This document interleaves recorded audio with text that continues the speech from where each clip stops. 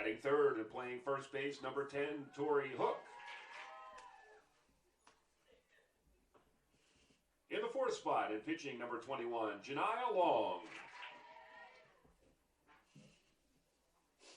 Batting fifth and playing third base, number 9, Sammy Britton. In the sixth spot, the designated player, number 55, Maeve Colligan. Batting seventh and catching, number 25, Susanna Perez. Batting eighth and playing center field, number 60, Kelsey Cox. Batting ninth at shortstop, number 33, Elena Iannuzuele.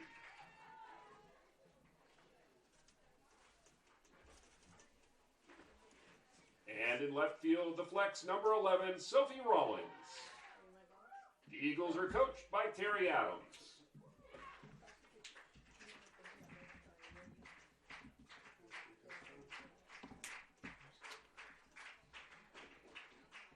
And now, introducing the starting lineup for your Falcons of Messiah University. Leading off, the designated player, number 5, Mackenzie Shannon. Batting second and playing right field, number 10, Allie Wagner. Batting third at shortstop, number 21, Hannah Dyer. Batting fourth, then at third base, number 14, Ellie Litwin. Batting fifth and catching game one, number 16, Becca Wiley. In the sixth spot at second base, number 20, Paige Eakes. Batting seventh and playing first base, number 3, Allie Book. Batting eighth and in left field, number 1, Brielle Rosario. Batting ninth, the center fielder, number 7, Kylie Nellage. And in the circle for game one, number 11, Lydia Collison. The Falcons are coached by Amy Weaver. She's assisted by Alex Quigley, Jen Quigley, Taylor Dorman, and Michaela Cotton. And now at this time, we'd like to ask you to please rise for the playing of our national anthem.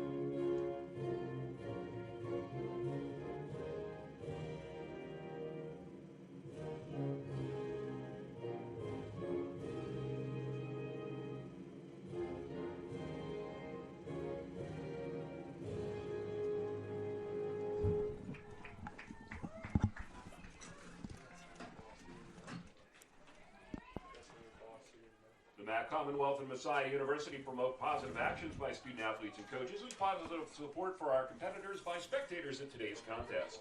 We encourage your cooperation by supporting the participants and officials in a positive manner. Profanity, racial, or sexist comments or other intimidating actions directed at officials, student athletes, coaches, or team representatives will not be tolerated and are grounds for removal from the site of competition. We'd also like to remind you that Messiah University is a tobacco and alcohol-free campus. Thank you for your cooperation.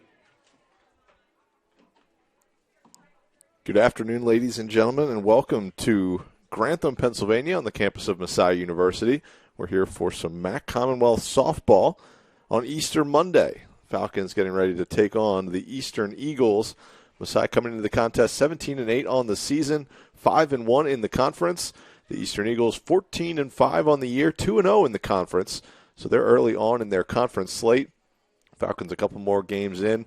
My name's Matthew Fenton. I'll be bringing you the bulk of the action. Nate Harlacker will be jumping on the call with me here at some point this afternoon, as we have a thin staff here for a holiday weekend. Classes getting back underway tomorrow after the Easter break. So bear with us a little bit, as our scoreboard might not be fully functioning to get this game underway. But we'll certainly be able to bring you the action here on a beautiful day for some softball. Temperatures in the mid-60s right now. Not a lot of wind, if anything, blowing out to left center. First delivery from Collison misses upstairs, ball one. Alyssa Binzak, first year, stands in for the Eagles, takes I was going to say a called strike, as that one looked like it caught the knees, but instead misses down low, so 2 balls and no strikes. This game originally scheduled for last Thursday. There was some storms on the radar. Didn't actually hit Grantham. But this game was moved to this afternoon, as that one's fouled back. Falcons in action for the first time since back on April 1st. So it's been over a week since the Falcons were in action. Eastern, similarly, they played on April 4th, so still almost a week ago for these two teams after a little break. Collison misses down low now, 3 balls and 1 strike. Collison leading the Falcons staff, a 1.54 ERA, 81 2/3 innings pitched. Winds and delivers. This one swung through by Binzak, and we have a full count to the first batter of the contest. And I mentioned Nate Harlacker. He's walking in right now, right on time. So we'll give him a half inning or so, and he'll jump on the broadcast here after he gets his bearings. Pair-off pitch, fouled down to the third base side coach's box, and stopped right there by the Eastern third base coach. So we'll do the payoff pitch again. 3 balls, 2 strikes. Binzak, couple of foul balls, and swung through a pitch. Here's Collison's delivery. Popped up, and that one's just going to get over the backstop, and a couple of fans just casually duck out of the way as it falls into the second row.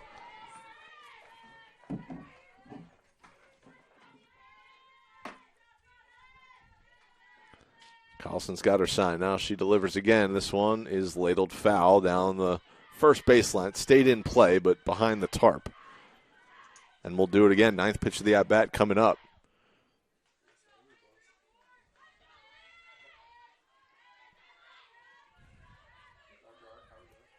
All right, Kenny, how are you? I'm wonderful. Beautiful day for softball. It is a beautiful day.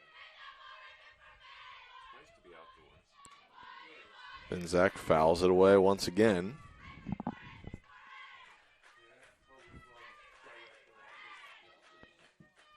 Looks like maybe we're having some issues with our live stats. I'll keep an eye on that, but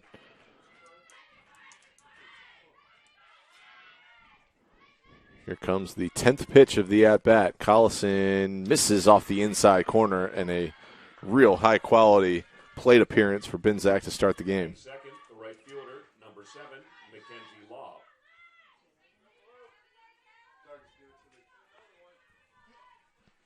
Mackenzie Lobb will come to the plate. Eagles have had a strong season so far. Only 5 losses to their name this year. This one is lined through the right side for a base hit. And so the Eagles quickly with runners on first and second to begin this contest. Here comes Tori Hook. Hook leading hitter for the Eagles this season, a .379 batting average, 22 knocks. Has driven home 17 runs on the year. Scored 10 runs herself. Collison looks to the dugout, has her sign. Looks on that quarterback arm sleeve and delivers one in there on the inside corner for a called strike.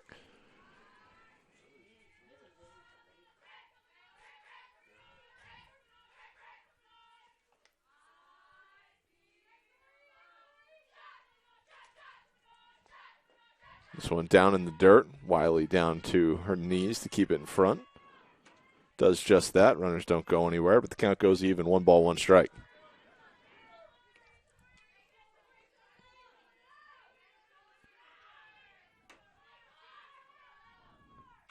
This one, good-looking swing by Lobb. Fouls it straight back. Mentioned Collison, the ace of this Falcons staff. Generally throws game 1 of the doubleheaders. Turned in some really strong performances. I think maybe one of her best was against Widener a couple weeks back. This one skied and is going to land on top of our press box, and there was the ball hitting us there. 1 ball, 2 strikes. A couple foul balls.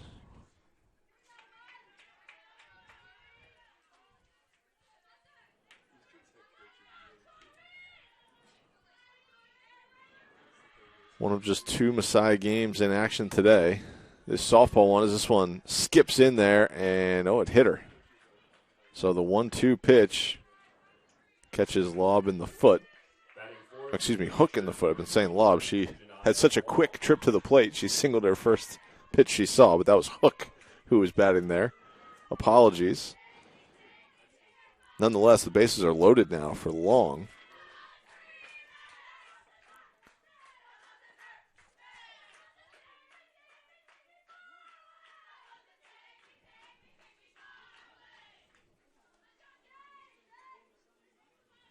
Jania Long will stand in. We'll pull her stats here in a second.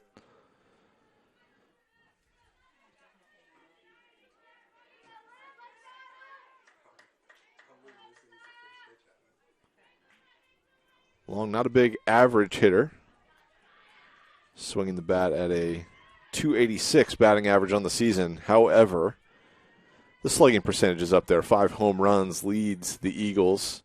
A .643 slugging percentage, and she has a healthy hack at that one and swings through it for strike 1. Mentioned those 5 home runs. Does have a triple, 3 doubles, 16 hits. So she's got 9 extra base hits and 16 hits on the year. So when she puts the ball in play, it is usually finding a gap out there as she takes one on the outside corner for a called strike. So a swinging strike and a called strike makes the count 0-2. Bases are full of Eagles. Here's Collison's 0-2 delivery, and that one, not sure where that one missed. Does it look pretty good from here? Maybe high? Maybe high? I'm not sure.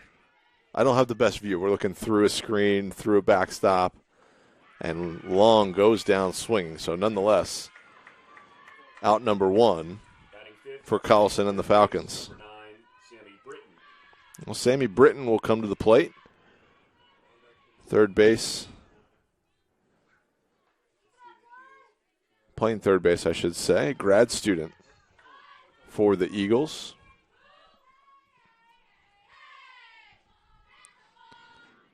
Collison looking for a double play ball. Get out of here on one swing as that one's fouled straight back. Collison already 21 pitches into this inning, 10 of them thrown to the leadoff hitter. That was Alyssa Binzak. This one down low, counts even 1-1. Only other team in action today for the Falcons, Messiah Baseball, taking on the Johns Hopkins Blue Jays. Johns Hopkins, as always, a top team in the country. Ranked in the top 10 currently. A game underway at 6 o'clock as Collison misses off the inside corner. So if we're still playing in 3 hours, we'll be keeping an eye on that one. I would guess that we will be still underway here from the Starry Softball Complex. 1-2-1 delivery on the ground, just outside the bag at third. Count goes even, 2-2.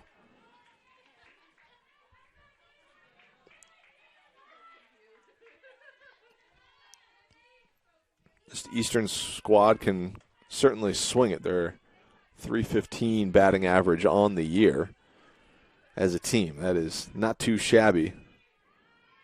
11 home runs. As this one's popped up, and this one's right where I'm standing, but on top of us. So we've got the awning and unfortunately can't make the play. But fouled away. Count's going to remain 2-2.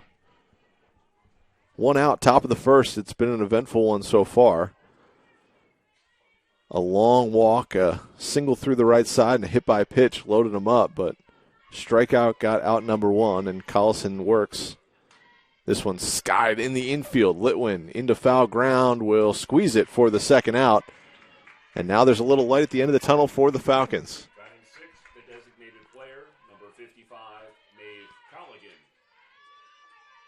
So Maeve Colligan will come to the plate. Eagles loaded him up with no outs. Now Collison looking to unload him without a run being scored. This one on the ground, couple of hops. It's squeezed by Eakes on the backhand and fired to first for the quick 4-3 putout. And the Falcons avoid some damage in the top of the first inning. We're going to head to the bottom of the first, scoreless here in Grantham, despite the Eagles loading the bases with no outs.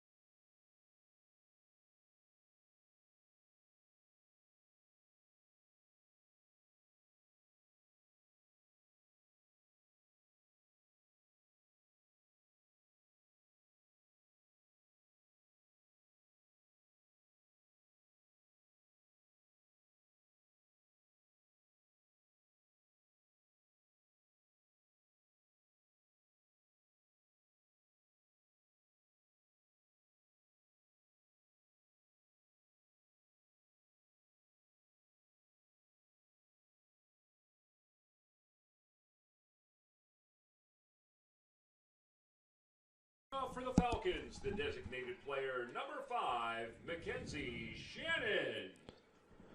Mackenzie Shannon will lead things off for the Falcons in the bottom of the first. Shannon, the designated player in this game. She will most likely catch game 2 if the Falcons continue to employ their normal lineup adjustments, game 1 to game 2.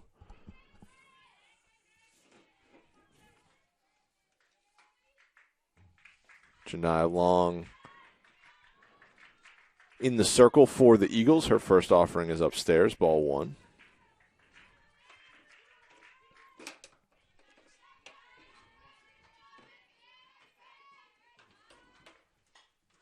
Shannon goes after this one, skies it in foul territory, and running out of room and having it land on the shed are the Eastern Eagles. So counts even, 1-1.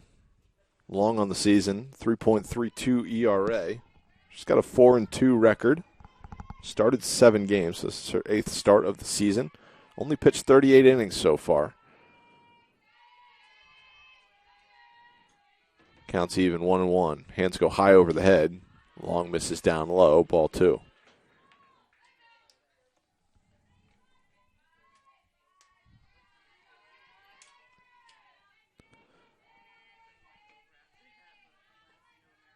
Two-one offering coming to Shannon. In there for a called strike. Catches the inside corner up at the letters. Shannon on the season, a .388 hitter. 5 home runs to her name. 4 of those came in a single week. She was named the Matt Commonwealth Offensive Player of the Week. Now the count's even, 2-2. Misses high and away from Long. And we'll go full. Shannon 9 doubles to go along with those 5 home runs, driven home 20 runs. Second leading hitter on this Falcons squad. Eliana Litwin, the leader, with a .427 batting average. We'll see her here in a little bit. Full count is ripped down the line and well foul. Just watching the Masters yesterday. Brooks Koepka on the first hole just yanking it into that second fairway. She got around on it and hooked it well foul. So we'll do the payoff offering once again. 3-2. Swung on and again popped foul, this time on the first base side. Now to play. So 2 really good leadoff hitters so far in this game. For Eastern, it was a 10-pitch walk. Now Shannon batting for the Falcons. About to see her 8th pitch of the at-bat. Love to get on base any way possible. And she'll watch it up high and in for ball 4. The right fielder, number 10, Allie Wagner. Allie Wagner will bat for the Falcons, a .339 hitter on the season. 7 doubles. She's got 20 hits, 10 ribbies. Walked 9 times, only struck out 8. So good on-base percentage of .420 on the season. Shannon, a little bit of a threat on the bases over there. 7 steals and 7 attempts. This one bunted foul. Wagner can't get it down. Fouled it back. So she's behind in the count. No balls, 1 strike, no outs. Shannon, the runner at first. Nate Harlacker's giving you a new camera angle from center field. Hopefully they're synced up today. We've had some issues with that in the past. Wagner swings, I can't say too aggressively at that one, but taps it foul at the dish. No balls and 2 strikes.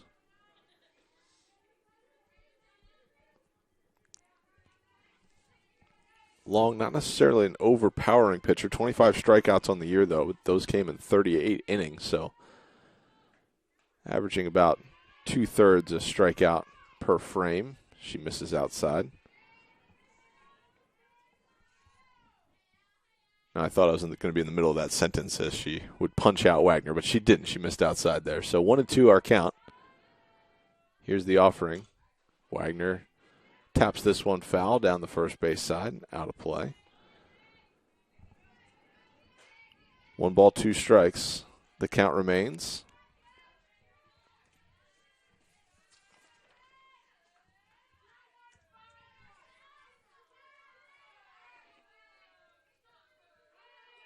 Hannah Dyer stands on deck. Wagner watches that one high and away. Got a tighter zone than we've seen maybe a couple of games this season.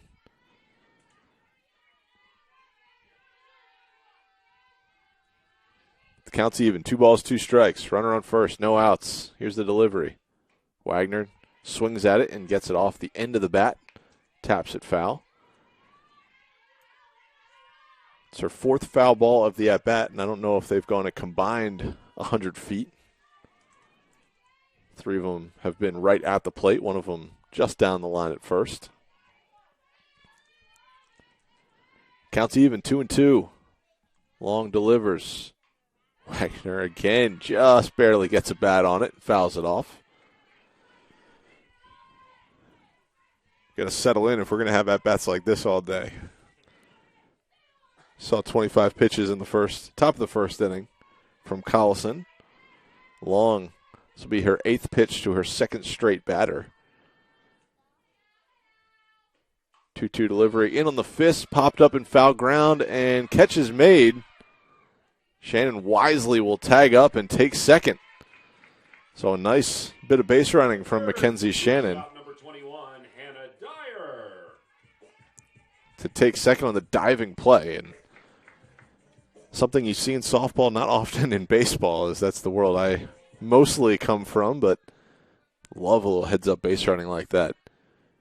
Know the first baseman's diving for it by the fence. It's going to be a really tough opportunity to turn her body as this one skips in. Stopped nicely by Perez for ball one.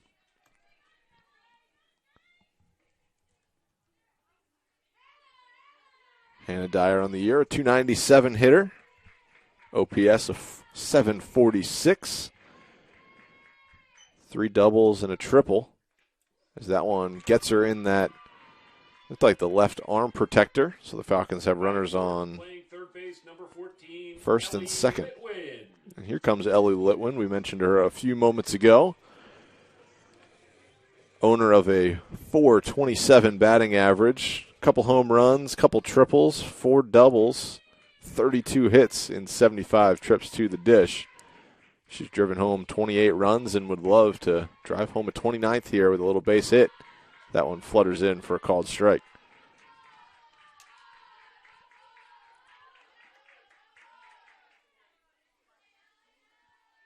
Litwin's been held hitless in just 2 games this entire season. Had an 0-for-3 effort against Gettysburg in Game 2. And an 0-for-2 against Marymount as this one is hit into foul ground. Ranging nicely for it is the shortstop for the second out of the frame.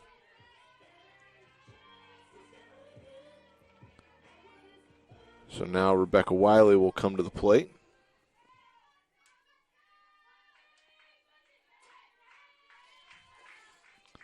So 2 away now. Long looking to hang a 0 on the board, despite some traffic on the base paths, just like Collison did. As Wiley takes one away.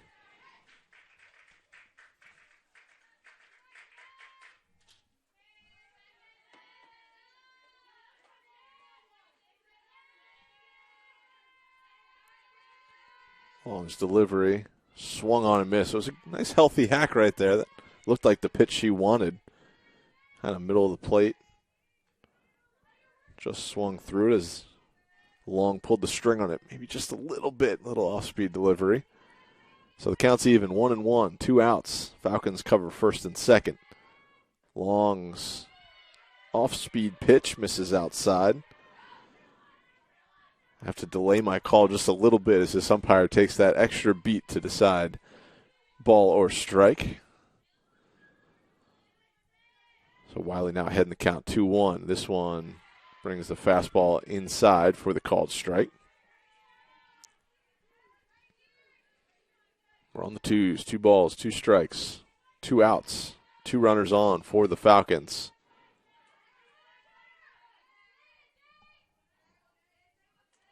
Long winds, delivers. Wiley floats it in the air just in front of the sliding right fielder.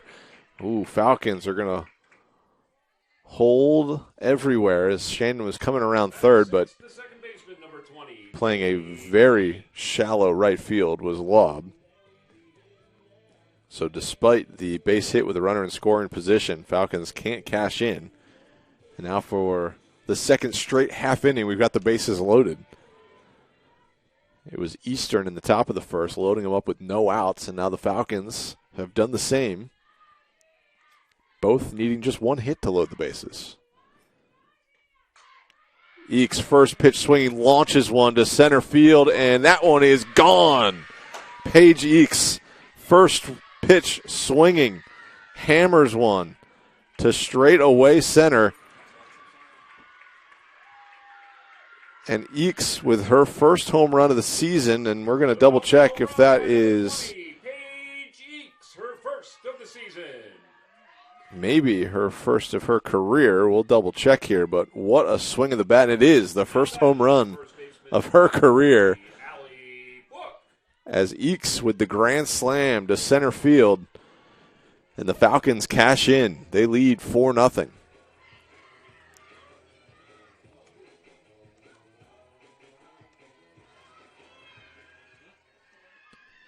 What a frame for the Falcons. Now Allie Book comes to the plate. New innings. Falcons with that grand slam to put 4 runs on the board.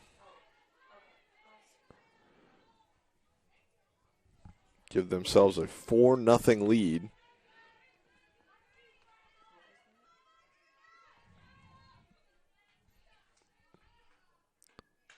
Now Book swings. It's Fair ball. She's going to field it right on the bag at first. Is hooked. She'll take it herself. 2 hits, no errors, none left on base. But what a swing from Paige Eakes to give the Falcons a 4-0 lead with a first inning grand slam here in Game 1 of a doubleheader against the Eastern Eagles.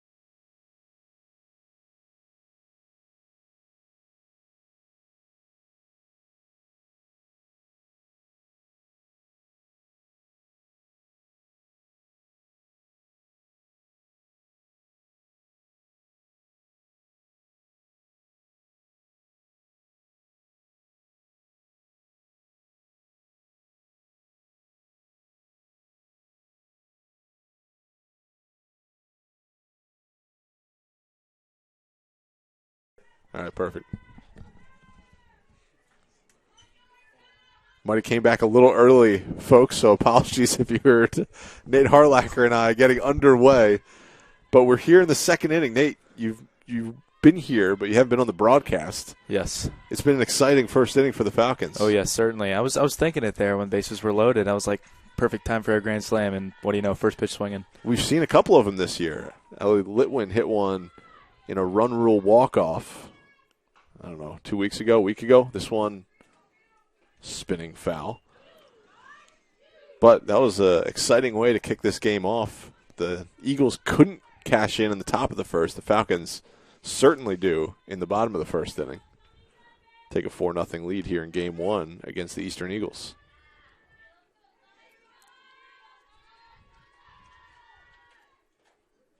Perez, the catcher, wears that one on the left elbow, and it's our third hit batsman of the game. Batting eighth in the lineup, the center fielder, number 60, Kelsey Cox. Kelsey Cost will come to the plate.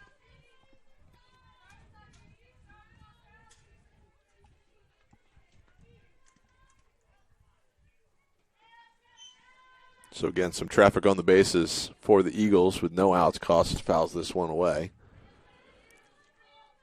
No balls and one strike.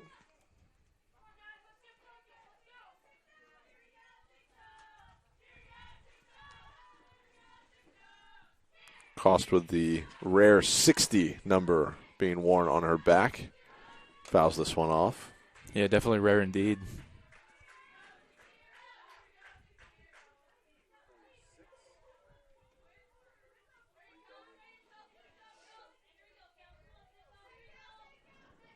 O2 offering, swung through and missed. Carlson has a strikeout to begin the second inning. Now batting the shortstop, number 33, Elena Iannuzelli.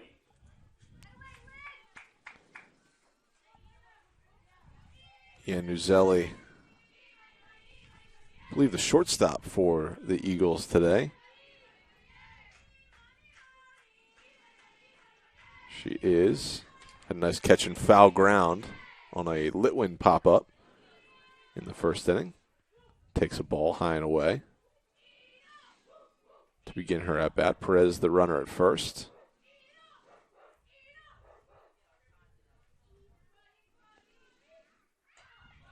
Squares to bunt this one all the way back over top of the backstop, so can't execute on that one.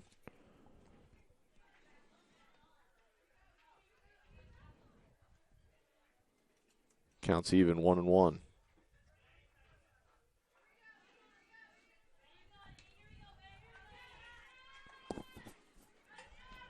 So 1 ball, 1 strike, 1 away.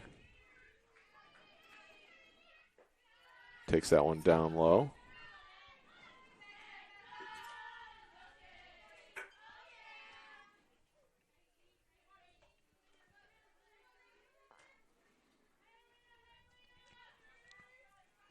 Two and 1 our count.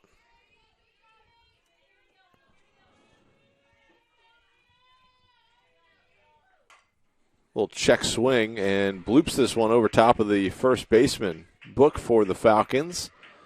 And the Eastern Eagles are in business here. Runners on first and second after that base hit.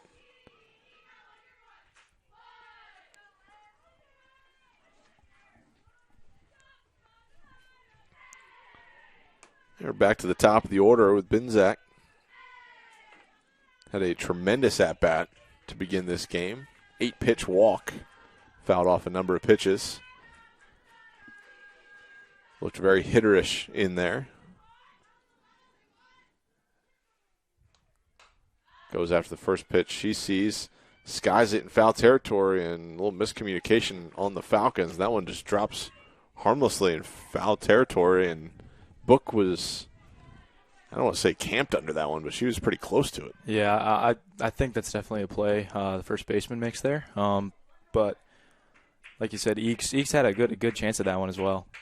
Yeah, Eakes was hustling over, but just couldn't get there in time. Wasn't really skied high enough, kind of off the end of the bat, and play wasn't made. So no balls, one strike, and Falcons will try to maybe force a ground ball here. Skips in down low. Picked nicely by Wiley. Counts even 1-1.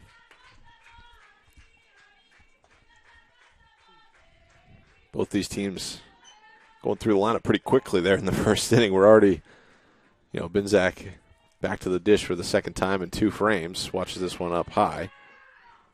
2 balls and 1 strike. Falcons will probably be in a similar position here in the bottom of the second. Yeah, it certainly looks like we're going to see a lot of at-bats today by a lot of the same players. Yeah, these are 2 teams that are swinging the bats pretty well this season. Collison's 2-1 offering is on the ground. Ground ball. Dyer's going to go to third on the fielder's choice. The Falcons cut down the lead runner, so runner still on first and second, but now 2 outs. Now batting the right fielder, Mackenzie Law. Here's Lobb. She was first pitch hunting last inning. She poked one on a line through the right side for a base hit. We'll see if she goes after the first pitch she sees again. This one is in there for a called strike. Wiley eyeing the runner at second, instead just flips it back to her pitcher.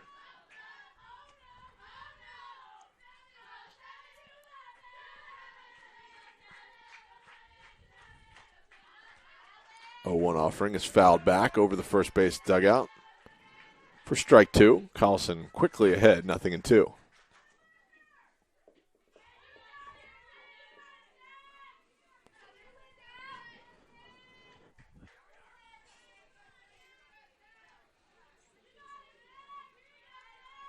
Collison looks at the armband, has the 0-2 pitch. Wiley tries to frame it. Doesn't get the call. That one misses outside. 1 ball, 2 strikes.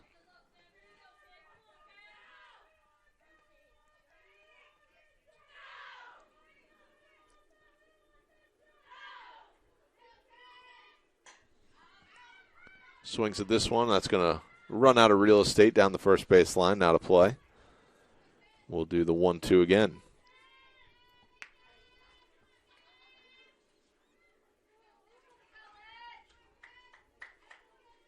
Both teams with 2 hits so far in this contest. Eagles with a couple of singles. Falcons with a bloop single to right, and then the grand slam by Paige Eakes. 1-2 offering is in the air. That won't get out of the infield dirt. Hannah Dyer is there. Just a step inside the grass for the final out of the frame. We head to the bottom of the second. Falcons leading 4-0.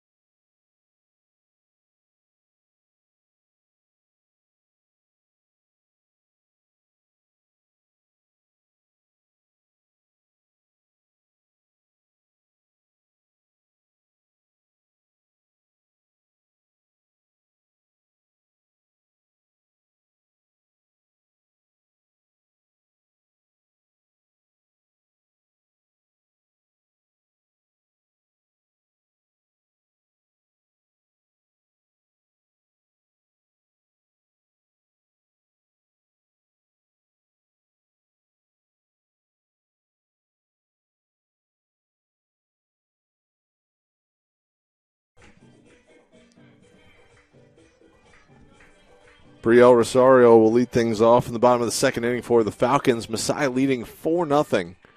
Grand slam by Paige Eakes to give the Falcons all 4 of their runs.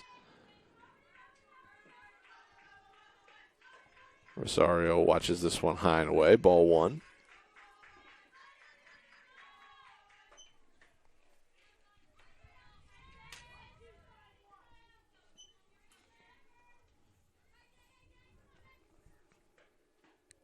Rosario watches again outside. 2 balls and no strikes.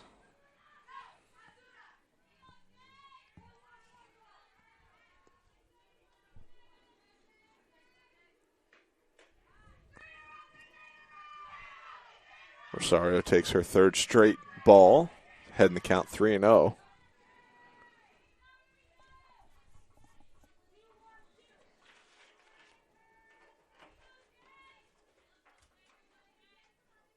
Delivery.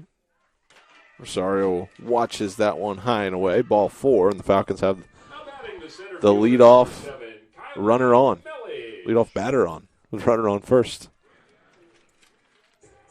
Now the 9-hole hitter, Kylie Melledge, come to the plate, and looks like we're going to have some changes before Melledge bats. We'll step away. We'll be right back here on GoMasai.tv.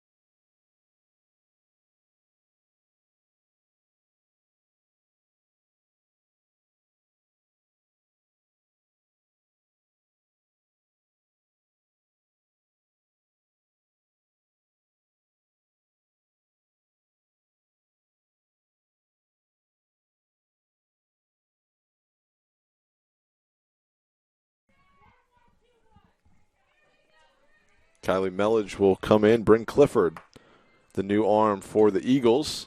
Melledge puts it down, and the only play is to first base. Nice play by the Eagles, but a sacrifice bunt is successful. Falcons move Rosario into scoring position. The designated player, Mackenzie Shannon.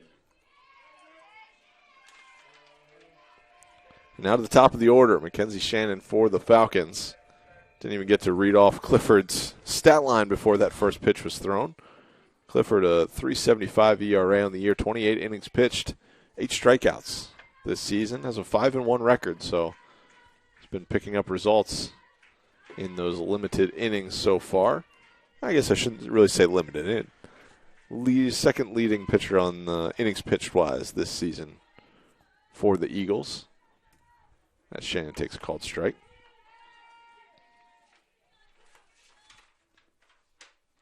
A 1 offering.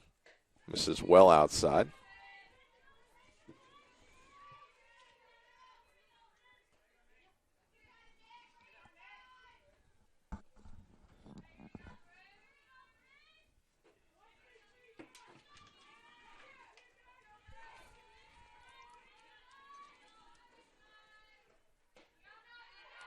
Called strike on the inside corner. Shannon looking for something out over the plate to put a good swing on. That was it wasn't the pitch she was looking for, as that was inside. Now you got to expand the zone a little bit. 1-2.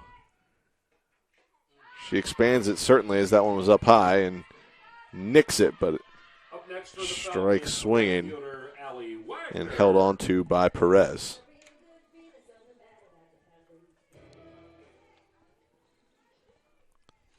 Allie Wagner, the batter for Messiah.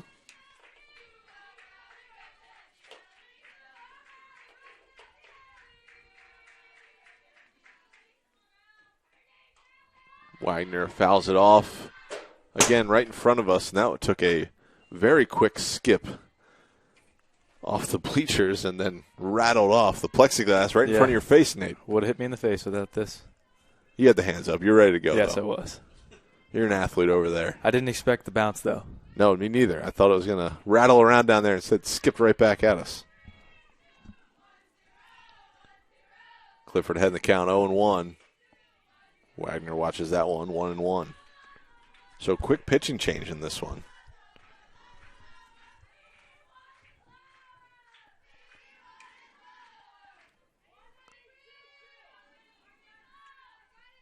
Clifford got the sacrifice bunt and the strikeout. Now looking to close out the inning and catches the outside corner with that one. Getting a little delayed on the strike call. I think maybe he says it out loud and then puts the hand up, so they're not at the same time, which is throwing me off a little bit. And we cannot hear the ump from being in here, so hand gesture's all we got. It's exactly right. Wagner puts a swing on it and fouls it back. We'll do the 1-2 offering once again.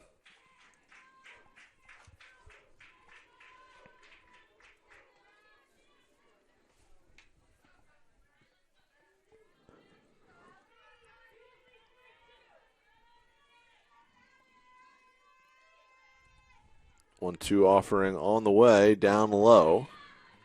Perez tries to frame that one up. Doesn't get the call. 2 balls, 2 strikes, 2 away. Falcons are winners of their last 4 games.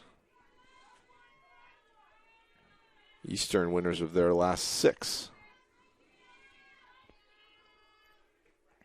Swung through and missed on the 2-2 offering for the final out of the frame. So we head to the third. Falcons leading 4-0 with that first inning grand slam from Paige Eakes.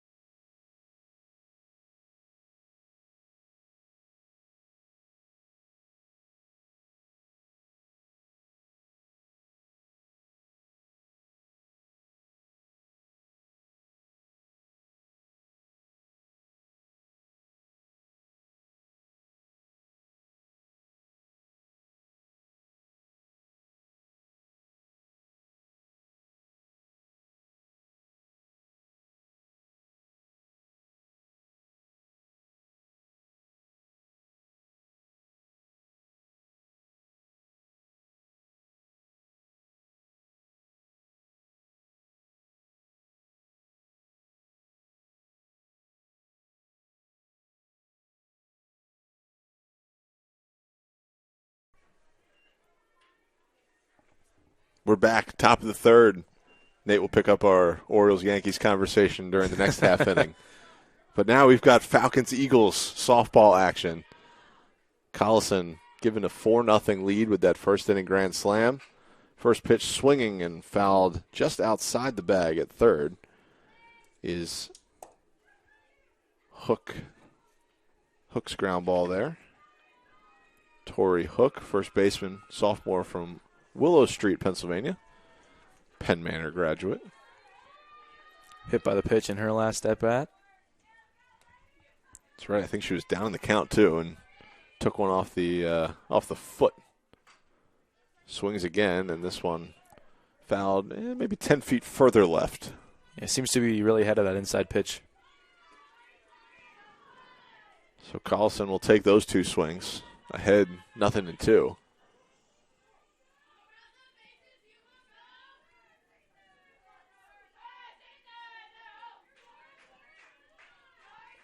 0-2 misses outside. Hook showing some good discipline on that one. Yeah, Collison trying to get her to chase there, 0-2. After back-to-back inside pitches.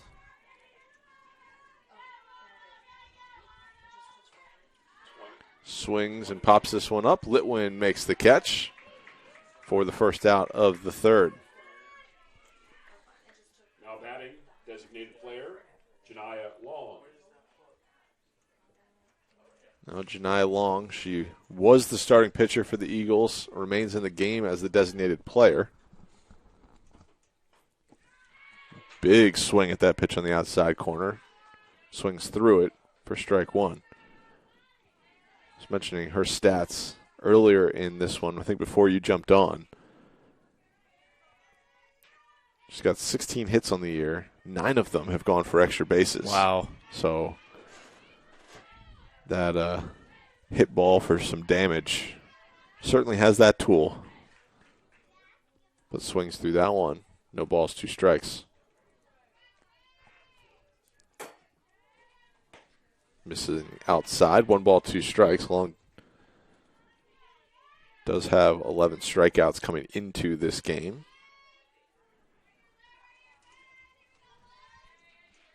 Collison will look to ring her up again. This one down and in. Just gets a piece of it. Fouls it off. 1 ball, 2 strikes. Collison already over 50 pitches in this one. I know pitch count not as important in softball, but certainly a long couple of innings and some long at-bats within those frames to get this game started. It just shows the bat-to-ball skill that the Eagles have been showing this season. Just fighting off pitches, and right there, disciplined eye, taking that one down low. 2 balls, 2 strikes.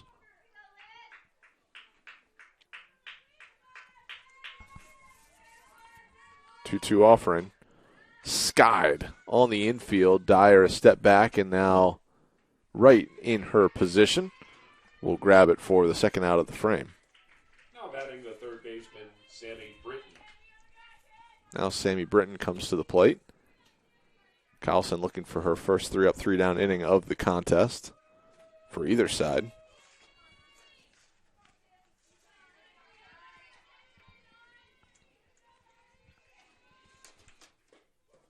Britton takes that one for a called strike. 0-1.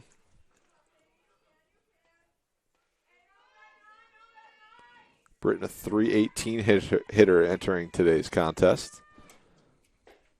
Watches that one on the outside corner as well. So 2 different pitches, off speed, and then bringing a little more pace with that one is Collison. She's ahead 0-2.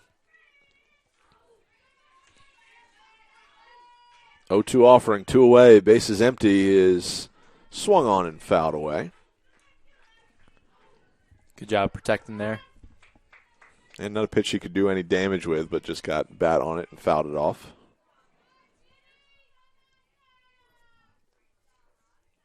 Count remains 0-2.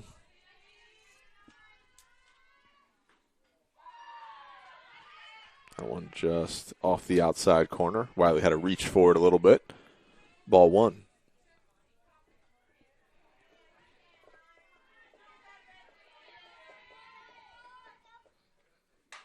This one puts a jolt into it to left center field, and that is gone. It clears the left center field fence. I didn't know if that was going to get out, as it was kind of a line drive off the bat from Britton. But a solo home run to left center field puts the Eagles on the board. Sammy Britton with a good swing.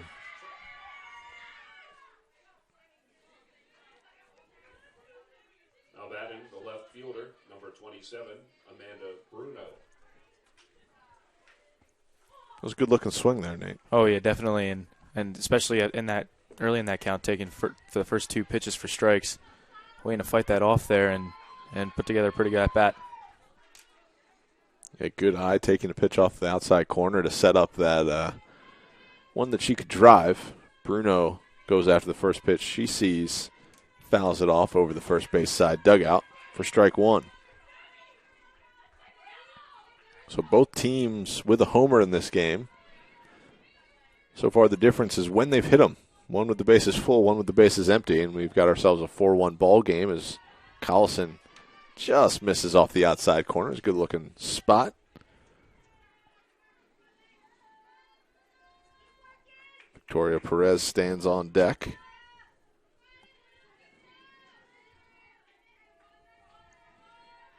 Amanda Bruno, the hitter. Even in the count, 1-1. Again, fouls this one off. 1 ball, 2 strikes.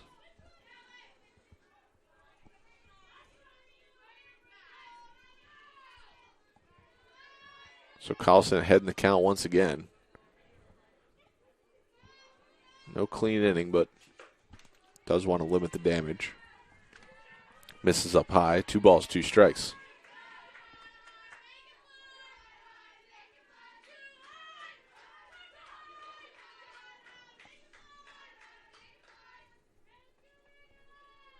Two offering is down low. 3 balls and 2 strikes, and this Eastern squad willing to patiently work their way through counts. Yeah, definitely a good eye there to get the full count. Payoff pitch coming. Bruno swings through it for strike 3. So Collison limits the damage, just a solo home run from Britton. We head to the bottom of the third. Falcons leading 4-1.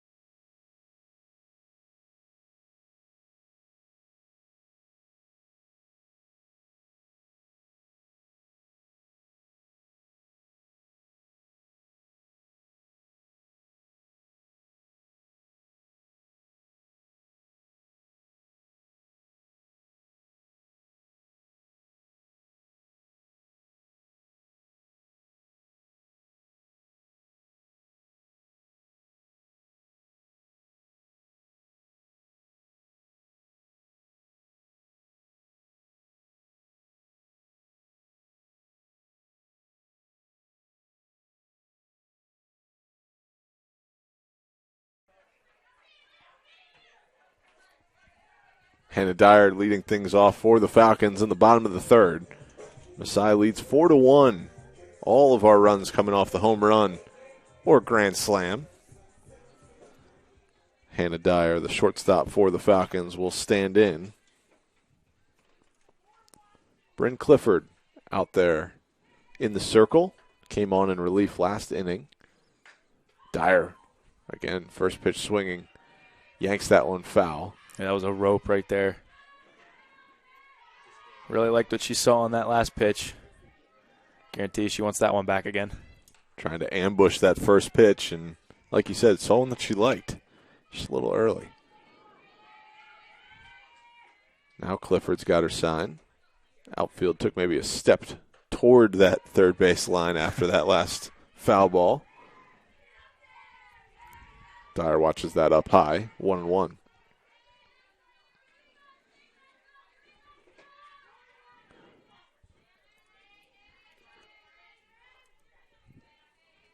One and one the count. Dyer checks her swing and watches one outside. Love to see the K zone on that one. Oh yeah, that was really close. Tough to take, but definitely not a bad take on 1-1. Well, that's a good take if it's a ball. Especially.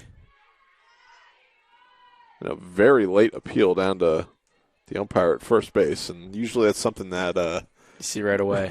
As they're holding the bat out there, they point down there. But, well, maybe a pitch late or 10 seconds later we can ask the umpire. Call's still the same, no swing. So Dyer checks the swing. And another good pitch. Misses maybe up high on that one. 3 balls and 1 strike. So Dyer with a hitter's count. Clifford behind in the count, 3-1. Huge gap in right center. Dyer wanting to hit it out there. Fans threw one up at the eyes. 3 balls, 2 strikes.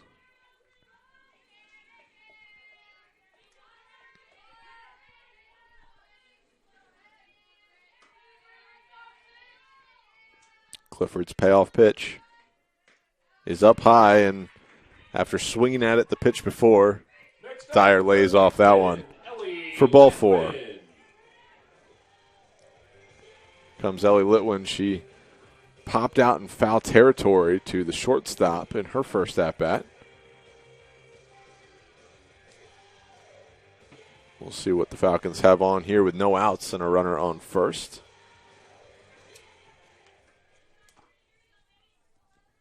Looking to add some insurance as these games go quick. Already in the bottom of the third, 7 innings scheduled for game 1 and game 2. Got the bat out there, and Litwin takes the pitch out for ball 1. Eastern was scheming there, thinking that the Falcons had something on. As you can see, the third baseman and first baseman coming in here. Makes it easier to put something through the holes. Big gaps out there. Takes that one. Dyer slides in safely at second base with the head first slide. Yeah, I wasn't really sure what the umpire was, that first signal he gave was, but certainly a close play there. Yes, close play, but a stolen base. So now runner in scoring position. Still a big gap out there in right center field. And up the middle. Litwin can put one on the ground. Instead, she takes one high and away for ball 3.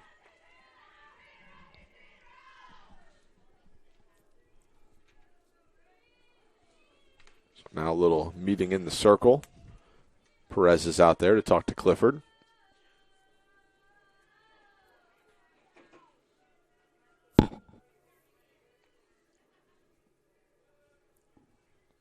It's a big position here, especially with no outs. Runner in score position already, and this was the part of the lineup that got everything started in the first inning. Yeah, the Falcons kind of slowly built and had that 2-out grand slam from Eakes. And she's in the hole right now, so certainly interesting to watch here. 3-0. Litwin takes it for a called strike. Practically automatic. 3-0.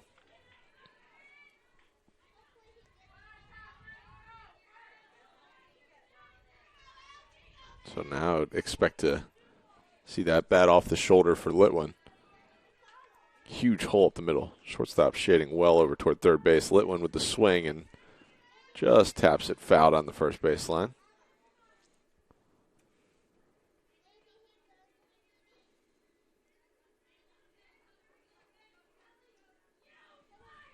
So the count goes full. 3 balls, 2 strikes, no outs. Dyer the runner at second.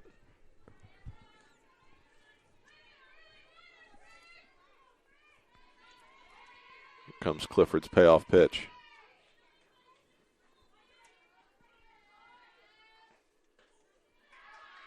Litwin watches that one up high for ball 4. Next up, the catcher, Becca Wiley. Here comes Becca Wiley with runners on first and second and no outs.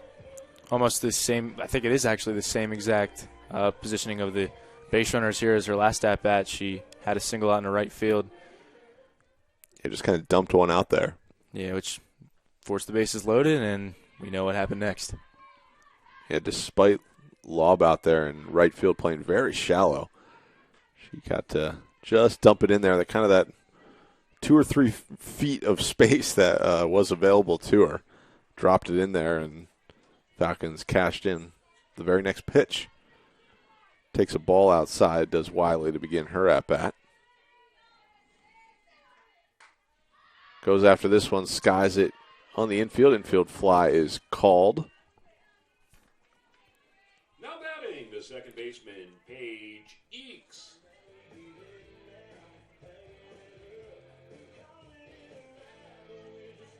So now Paige Eakes, the grand slam hitter. The first home run of her career. Yeah, definitely big home run to have for your first one. She swung first pitch. We'll see what she does here. New pitcher on the mound. It's Clifford. And by on the mound, I obviously mean in the circle. Takes a called strike on the outside corner. Nothing in one out. Litwin the runner at first, Dyer the runner at second.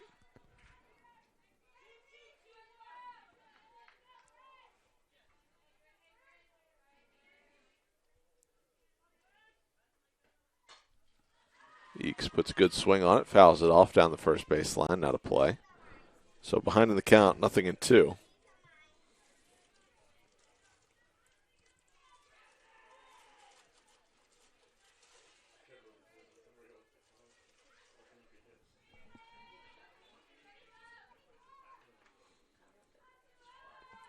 So Clifford ahead, nothing in two.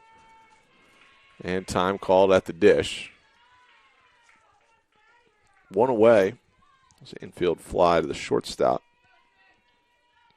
by Wiley a moment ago.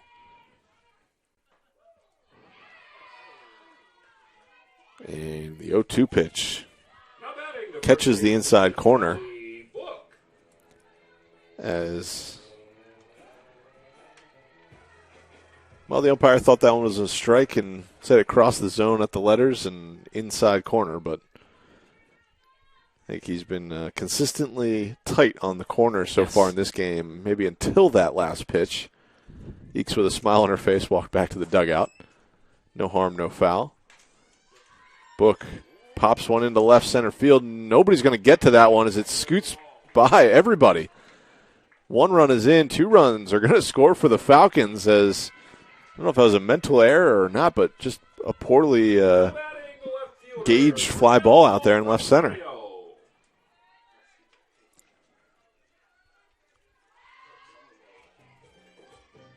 Yeah, not sure what happened out there. It might have been a communication thing. Ball was not in the air too long, so not a lot of reaction time for that one. Oh, another big 2-out hit for the Falcons, though. They've scored all 6 of their runs with 2 away. And here is Brielle Rosario with another opportunity to score some runs for the Falcons as Book stands out on second base with 2 outs. Rosario takes that one down low. Clifford kind of did her job there, got the lazy fly ball to left center field. Said there's been some big gaps out there in the outfield. This one's on a line to right field, and ranging over is Lobb for the final out of the frame. So Falcons score 2 runs on 1 hit, no errors, 1 runner left on base. We head to the 4th, Falcons leading 6-1.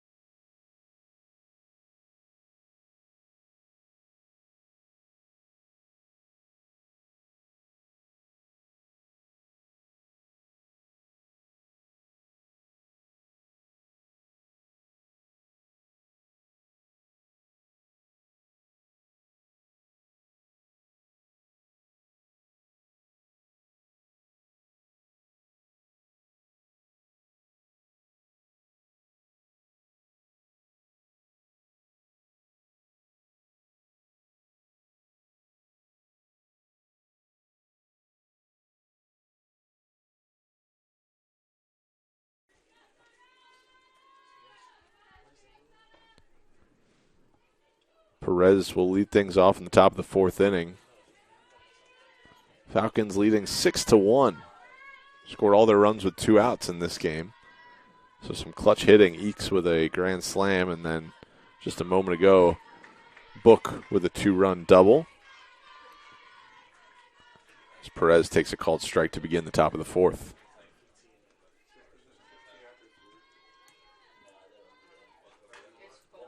On the ground, couple of hops. Dyer has it, and wide of the bag is the throw. Had a lot of time to make that play, but throws it away. Yeah, it seemed like she rushed it a little bit there. Definitely could have been a little bit more accurate.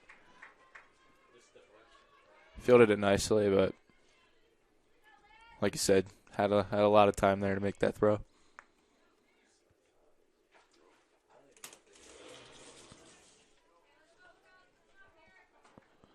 It looks like we're going to have a pinch hitter. No. Maybe not.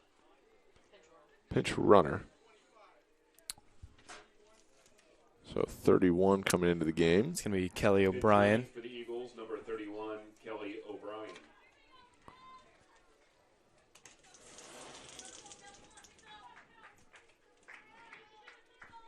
But Kelsey Cost, still the batter here.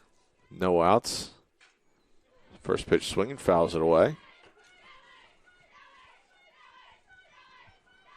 No balls, one strike.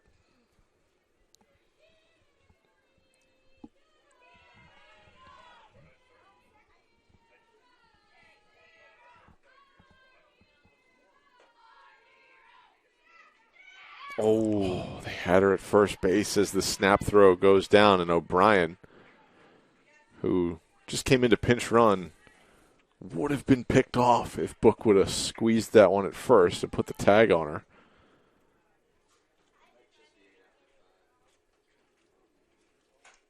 This one in the air, shallow right field. Play not going to be made out there as it drops in. So Cost dumps a single into right field, and the Eagles have runners on first and second.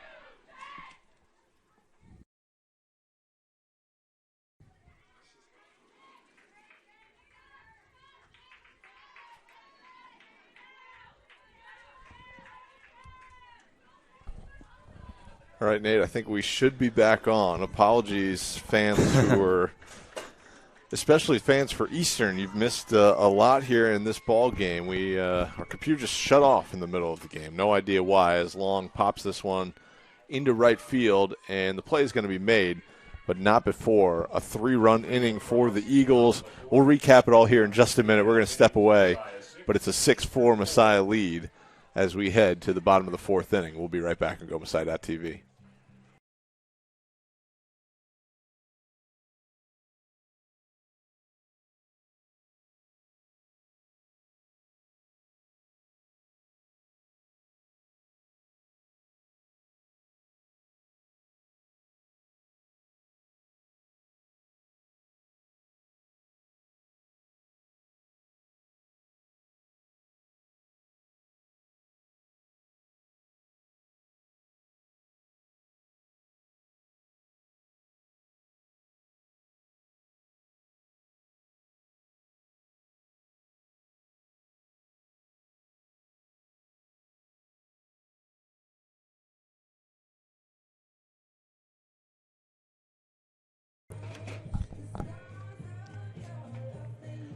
So that top of the fourth inning had a little bit of everything for us as we bring things back here. Nate, let's recap it. Our stream goes down. No idea why. Our computer shut down. Apologies for that. The next moment, there's an infield fly that's called that lands in fair territory just in front of home plate. Rebecca Wiley for the Falcons can't catch it. It's ruled an infield fly. It bounces foul. Runners go from first to second to third. Umpires convene and say, no, we're going to rule it a foul ball. The next pitch is driven for a double. Oh, a triple.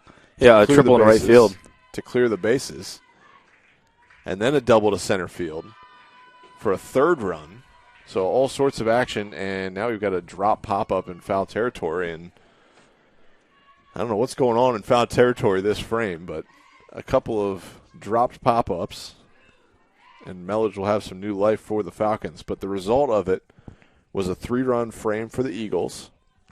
They cut the deficit from 6-1 to 6-4 as we play here in the bottom of the fourth. Nate, any other thoughts from that fourth inning? I think you did a great job recapping that.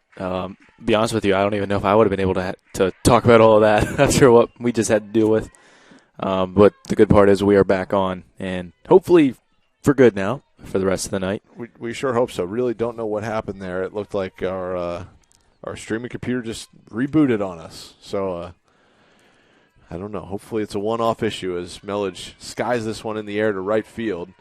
Tough Sun out there is handled by Lobb, who catches it for the first out of the inning. So here comes Mackenzie Shannon.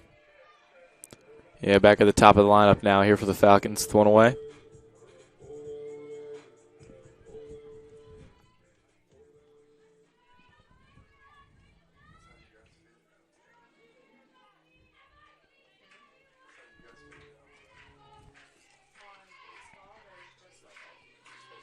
Shannon first pitch swinging in the air to center, and a nice play by the second baseman ranging out there. That's Bizak. She was the triple hitter. Yes. She was right in the thick of all that those indeed, yes. situations out there. It's also a really good play right there. That could be trouble anywhere else as all three, the shortstop, center fielder, second baseman, coming in on that one. Especially with dealing with the sun as well. She does not have sunglasses on, so yeah, definitely a great play there. So fine play for out number 2. And now Wagner will come to the plate for the Falcons, looking to get a little 2-out rally going.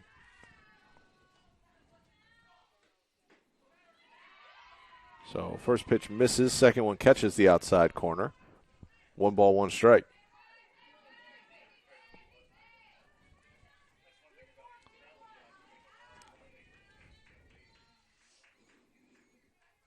One offering from Clifford.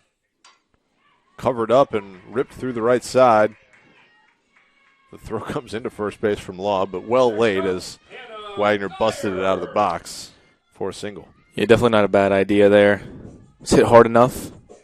That could possibly be one of those plays, but as we saw there, Wagner just too quick. Too quick, and as a result, the Falcons will have a runner on first base with 2 outs. Looking to make a little 2-out magic happen. They scored all 6 of their runs with 2 outs in this game. Hannah Dyer will come to the plate. First pitch swinging in the air to right field. Lobb has it sized up and catches it just a couple of steps to her right for the final out of the frame. So that'll do it for the Falcons. No runs on 1 hit, no errors, 1 runner left on base.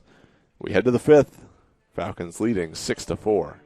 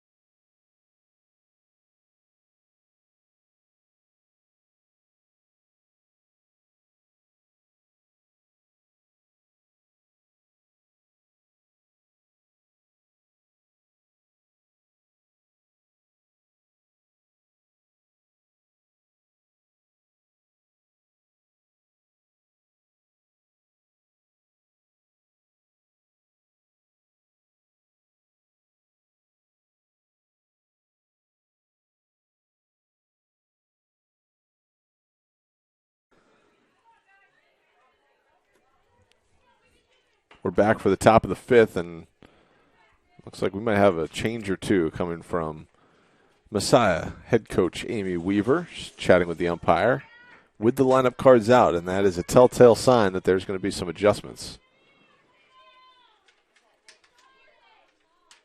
Yeah, this game's certainly interesting now.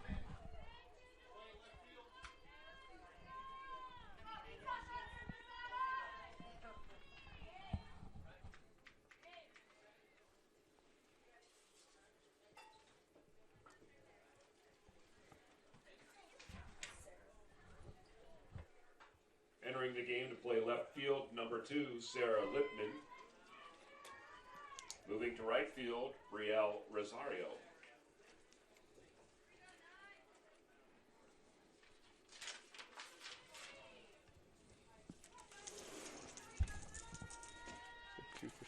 So it looks like we got a new left fielder out there. That's Sarah Lippin out in left. And it also means Brielle Rosario moves out to right.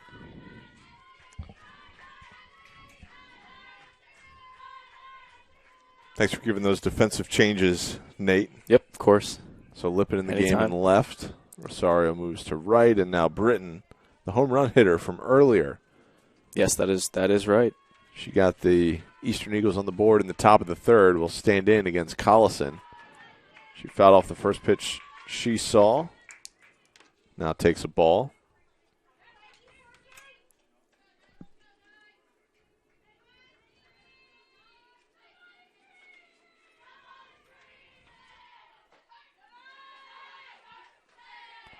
That one misses outside.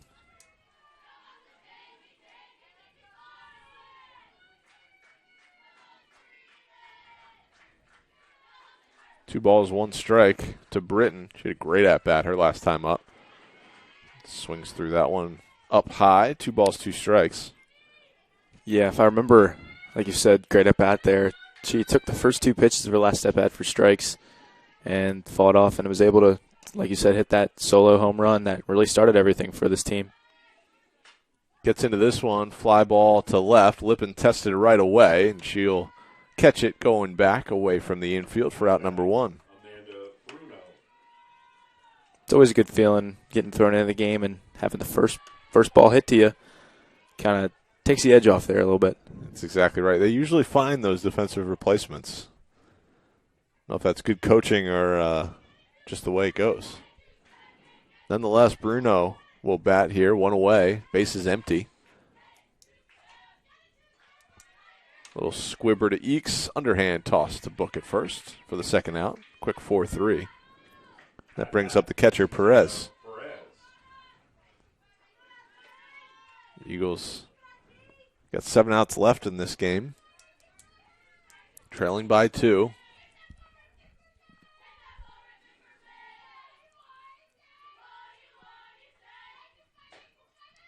Collison on the outside corner gets the call. No balls, 1 strike. Game 2 coming up about half hour after this one ends. Collison, same spot, gets the call again. No balls, 2 strikes.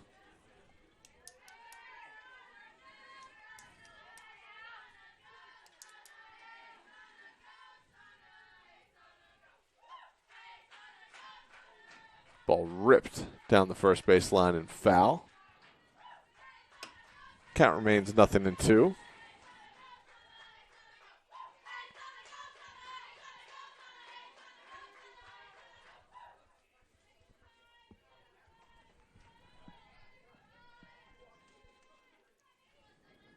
Oh, 2 delivery misses outside. 1 ball and 2 strikes. It just misses outside. That seemed like a pretty good pitch. Tough one to take on 0-2. That's the one she was throwing the last. Get those first 2 called strikes. Sizing up that outside corner. 1-2 to Perez, wisely taken. Eagles backstop, wanted to go after it. Instead, didn't pull the trigger, and I think it was a fine decision as that one was well high. 2 balls, 2 strikes. Yeah, certainly thought about swinging on that one. It's a good thing she didn't. Collison's 2-2. Misses. Really tough take there. A good take, though. Oh, yeah. Great take. Ahead in the count now, 3-2. Payoff pitch coming up. Collison, I believe, still looking for her first clean inning. This one fouled straight back by Perez. We'll do it again. 8th pitch of the at-bat coming up. We said that was kind of a theme in the beginning of this game. How many long at-bats there were to start this contest, both sides. Now, 8-pitch at-bat for Perez. This one fouled back, out of play, and we'll do it again. So a 9th pitch coming up.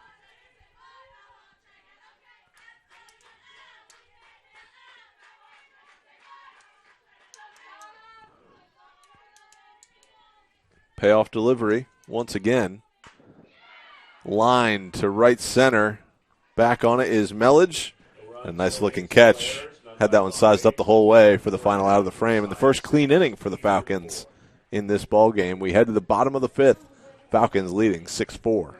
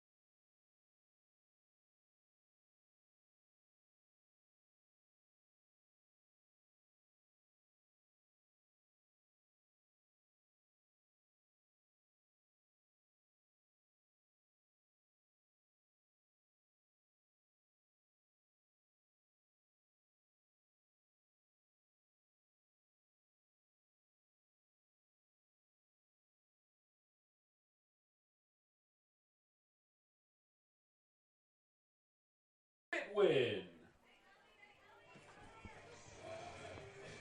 We're back. Bottom of the fifth inning. Falcons looking to add some insurance. They may need it the way that this game's been going. Falcons scored 4 in the bottom of the first on a grand slam with 2 outs. Then a 2-out double kind of dumped in between left and center. A little bit of miscommunication maybe, but ball dropped in, kind of scooted by both of them. 2 runs scored for the Falcons. That gave them a 6-1 lead at the moment, but a 3-run top of the fourth inning that unfortunately you at home were not able to watch for the Eastern Eagles. Our stream cut out. Believe us, though, of all times, there was a lot of action. It was certainly not the time that we wanted our stream to go out. We never wanted to go out, but that was a tough one for the Eagles fans in St. David's as Litwin goes right back through the box, almost taking off Clifford's head for the leadoff single. Yeah, certainly a good start to the inning there. Trying to get some insurance runs here late in this game. So Litwin, the runner at first for the Falcons. Rebecca Wiley will come to the plate for Messiah. Wiley, what's she done today? 1 for 2. Base hit. Squared to bunt and then pulled it back at the last second. Got a chance to see that defense, though.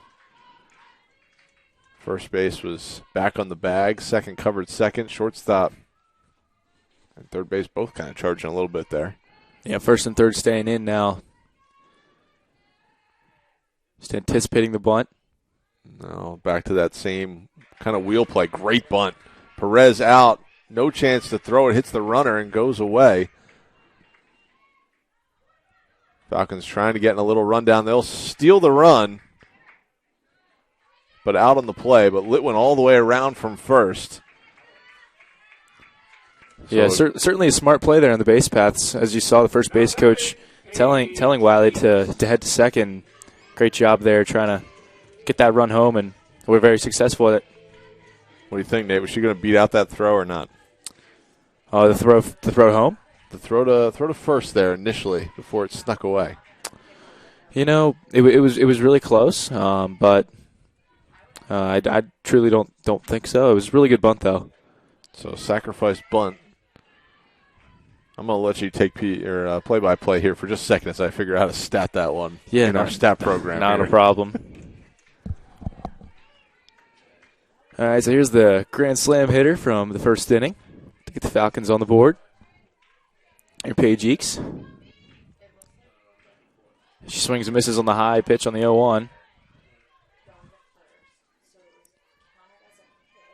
Taking her time to walk off that one.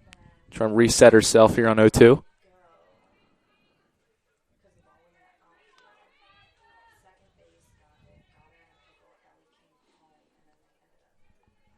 Here comes the 0-2 from Clifford. Just misses outside. 1-2 count now.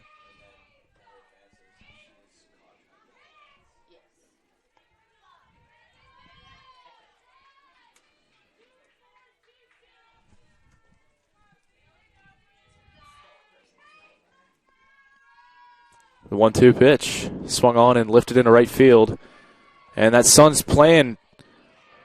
playing a dividend there as Eakes is headed to third. And she will be in there safely. Not sure how to really score that one there. As the Sun really got in the way of the right fielder.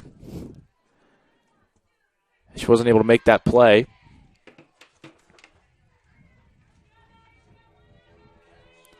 So now the Falcons have a runner in scoring position once again here for Allie Book. Allie Book 1 for 2 on the day. She has 2 RBIs on the RBI double in her last plate appearance. Brought home 2 really important runs for the Falcons,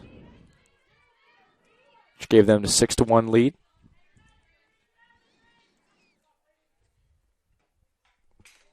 Fouled right back at us. Had me jumping a little bit.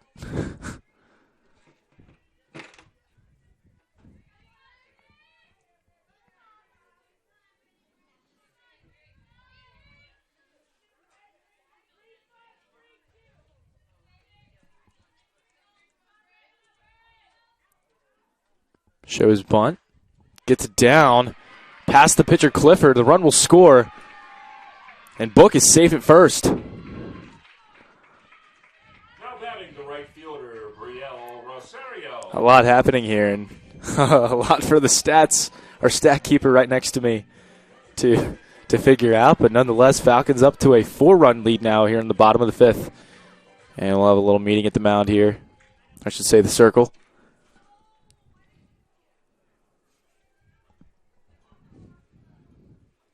And Brielle Rosario here due up to face Clifford. It's 1 away in the inning. Single up the middle. Reach first on a bunt. Throwing error by catcher. Sack. Litman advance to third. Wiley out of the second. Catcher to first. Short. Yeah, you can hear him trying to figure out, make sure the stats are all right. Working together. Fine. Yeah, he turns his volume down there. So here's Brielle Rosario, the 1 away. She's first pitch swinging and lifts that one high in the air. And foul ground, and the left fielder Bruno makes the catch there for out number 2. And looks like we're going to have a pinch hitter here for the Falcons.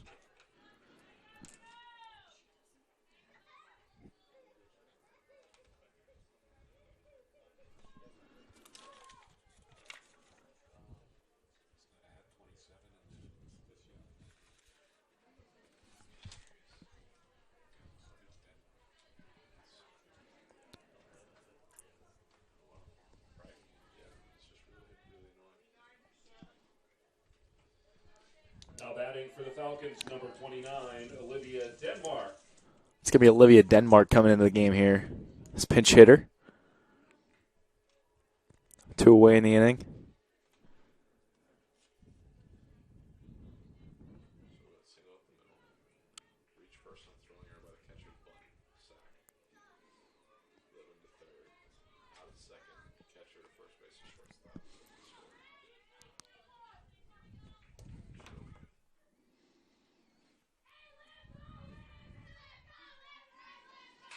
First pitch swing, and that one gets through out in the right field.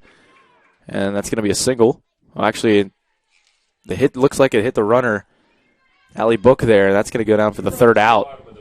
After 5, it's Messiah 8. Eastern A lot happened after that so far this inning, and Falcons add 2 more on the Book single and the fielder's choice from Rebecca Wiley. And the Falcons have an 8-4 lead. We head to the 6th inning.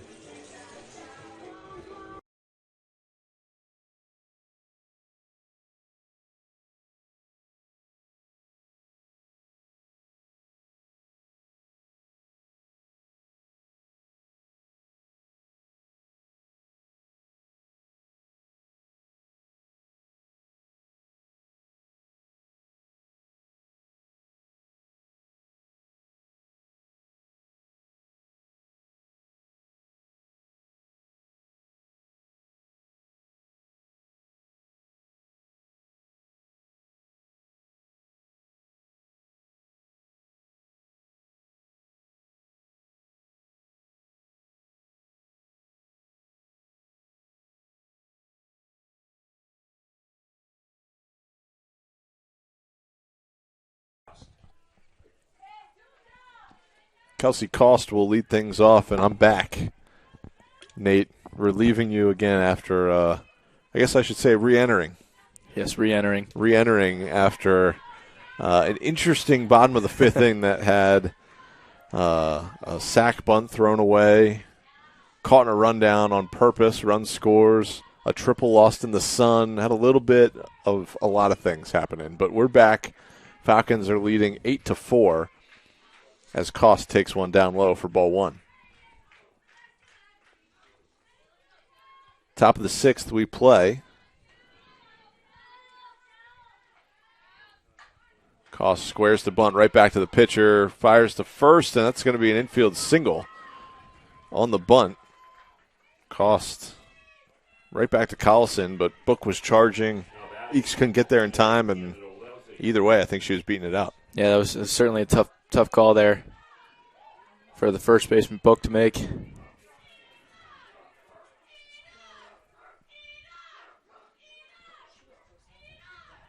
Another bunt.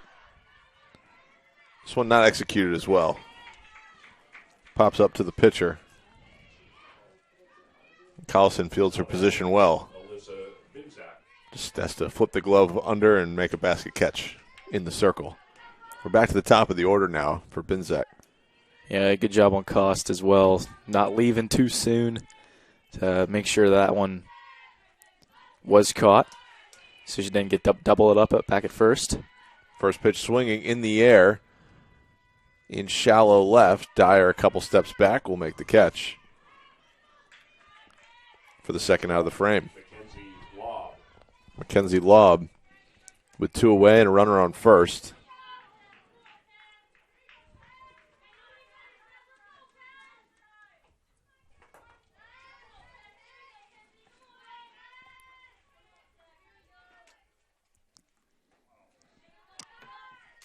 Lobb takes low and in. Ball 1.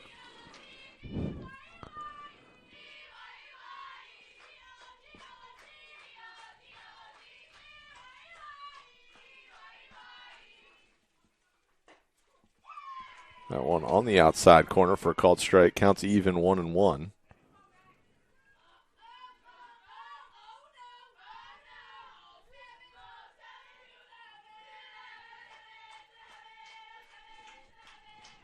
One pitch.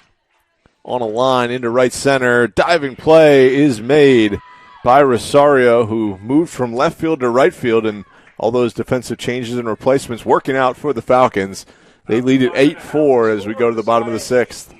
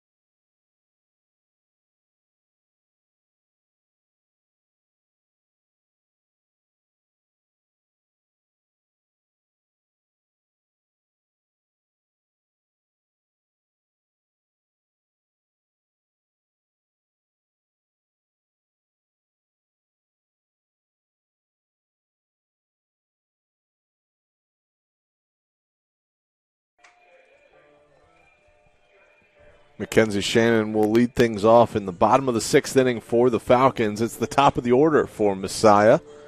Mackenzie Shannon trying to get things going. Falcons added 2 insurance runs last inning. They'd love a couple more. Really opened things up before the 7th inning. Clifford's still out there in the circle for the Eagles. Shannon, first pitch swinging right over top of our heads. Didn't hit the trailer this time. It did not. Hopefully no cars back there either. I parked probably dangerously close today. So I was running out of spots when I got here.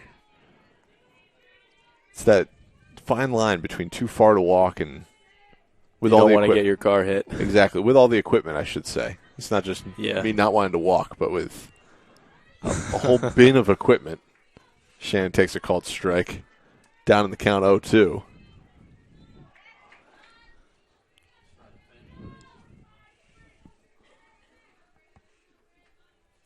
Here's Clifford's 0-2 offering. Shannon skies it in the air, left field.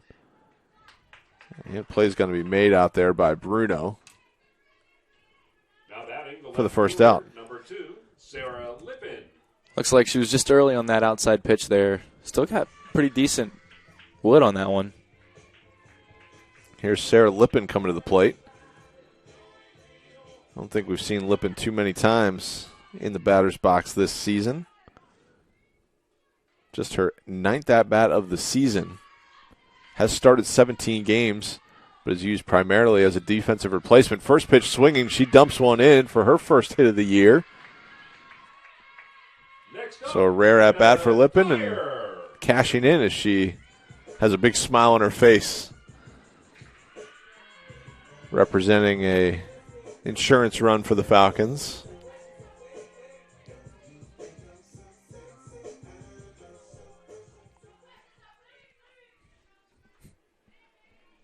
Here's Hannah Dyer. Runner on first. One away. Called strike one.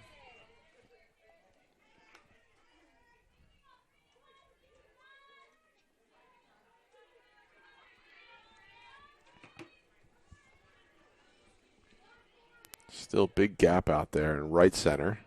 I guess especially big in right center. Decent gap in left center. This one hop to the shortstop. Fielded, throw to first. Can't complete the double play, but a fielder's choice as that one was hit on a line. Now batting, Ellie Litwin. Yeah, had the possibility there for a double play with how hard that was hit, but as we saw, Dyer just too quick. So now Litwin will bat. She ripped one back through the box last time up. See if she can do it again. Dyer the runner at first, 2 away.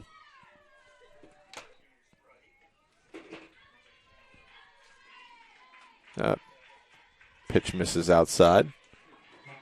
1 ball and no strikes.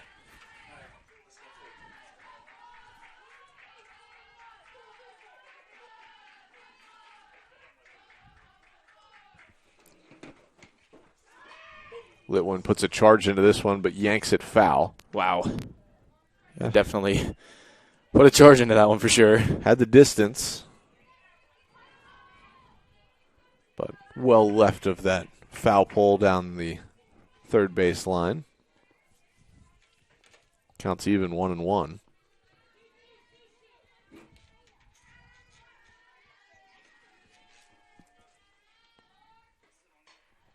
Litwin fouls this one back.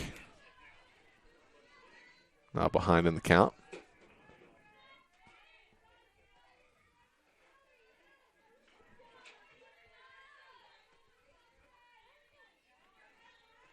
Still showing bunt here. He's pulled it back every time, so I guess we'll see here.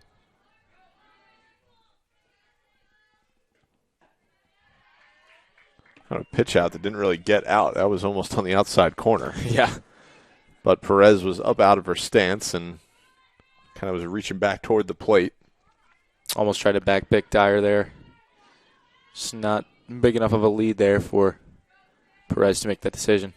2-2 offering is swung on and fouled down the third baseline. There is room. And I got blocked out by that one, but it looked like she dropped it.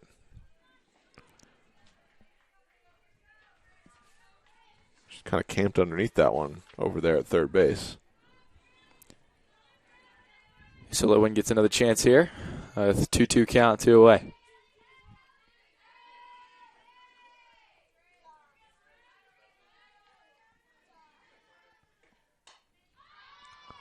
Another opportunity, this one fading a little further, and that one does get out of play.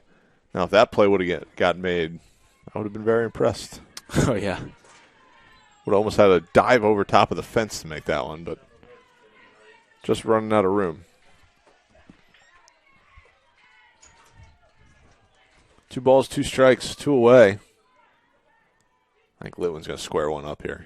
She's been right on a couple of them. Just a little early. Well, she hit it pretty hard, but right into the ground. Fielded by Bizak for the final out of the frame as the fielder's choice goes 4-6. So the Falcons with 1 hit. That was off the bat of Lippin in that inning. We head to the 7th. Falcons leading 8-4.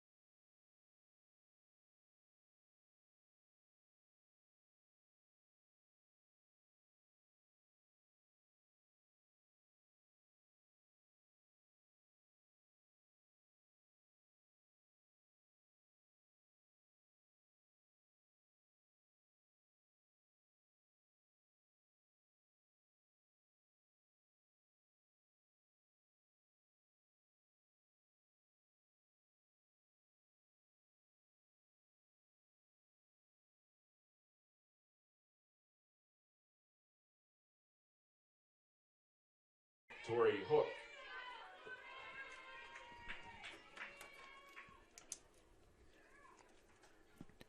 Tori Hook will lead things off in the top of the 7th. Eastern chasing 4 runs.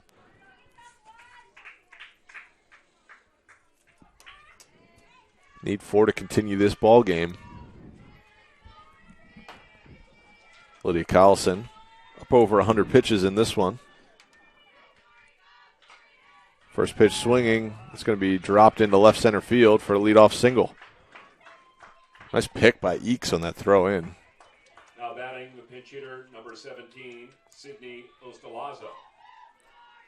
Sydney Ostalazo will come to the dish for the Eagles, and looks like we're going to have a pinch runner. So looks like it's going to be number 1 there. It's going to be Casey Noonan. And it is. Good call. Running for the Eagles, number 1. So you can call that. I don't even think people could see it on the screen. You should say, Exactly. I have a feeling Casey It's going to be Noonan's- Casey Noonan. She's pretty quick. Casey Noonan, the pinch runner, will step in at first base. Ostralaza, the pinch hitter.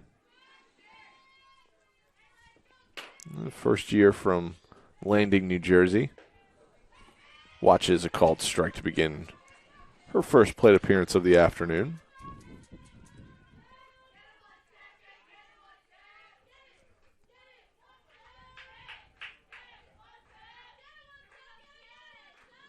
Ostralaza appeared in 17 games, started 13 of them this season, batting .357. So maybe a surprise. I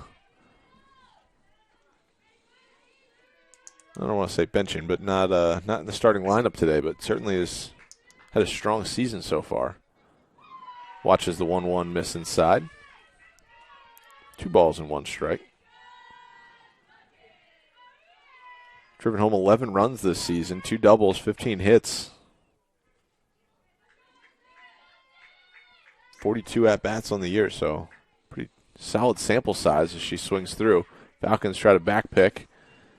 Diving back in is Noonan. It's the second time pinch runners come in. Falcons back picked and had a close play over there at first. I mean, certainly not a bad idea. Usually as pinch runners come in, might maybe not be as loose as everyone else. So certainly not a bad idea for the Falcons there. Not really sure exactly what's going on out there as the base umpire had a Writing something down. pen and paper. He's keeping track of something out there. Balancing his checkbook, maybe. 2-2 offering is outside. And we're going to have a full count here. No outs. Falcons looking for some outs. They don't really care how they get them. So anything to keep the win streak alive. Eastern as well, fighting to keep the win streak alive as well. That's right. These are big conference games, too. In the infield, Eakes is going to have it, and no play at first. So an infield single, and I think maybe the decision for Eakes might have been to go to second base there.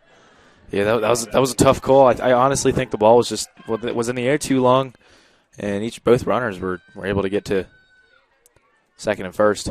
That's right. Now here's Britton. She homered earlier in this game. 1 for 3 on the day.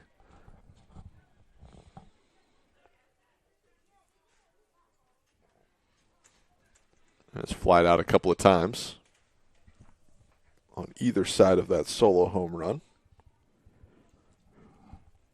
But first, the Falcons will talk about it.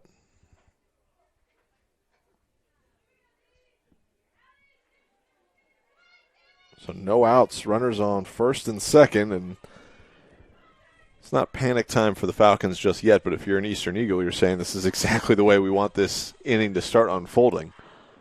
You got 4 runs to score this frame, and base runners are necessary for that. Britton starts her swing, holds off, and they're going to check it. And they're going to say she went, and despite a very challenging angle from the umpire in the shortstop hole, is going to call a strike on that one. So helpful for the Falcons, and if I'm a member of the Eastern Eagles or a fan, I'm a little frustrated on that one. Yeah, from our point of view here, it didn't really look like she went around at all. But like you said, that's a tough call to make from that view right behind the shortstop. So now the count 0-2 as Britton fouls off the second pitch she sees. Here comes the 0-2 from Collison. High and away. Ball one. Try and get her chase there. Definitely a bat you don't want to give up a hit here. You're just looking for outs. As I said, any way you can get them. Ground ball would be great here. Here comes the 1-2. On the ground, just outside the bag at third, and Falcons dodging a bullet there as that one was ripped down the line and maybe a foot outside the bag. It could have been at least been 2 runs there. I think definitely a run for sure coming around one. Second. But no harm. 1 ball, 2 strikes. We'll do it again. Britton takes it on the outside corner for strike 3, and she goes down looking. And we've got ourselves a pinch hitter. Re-entry, excuse me.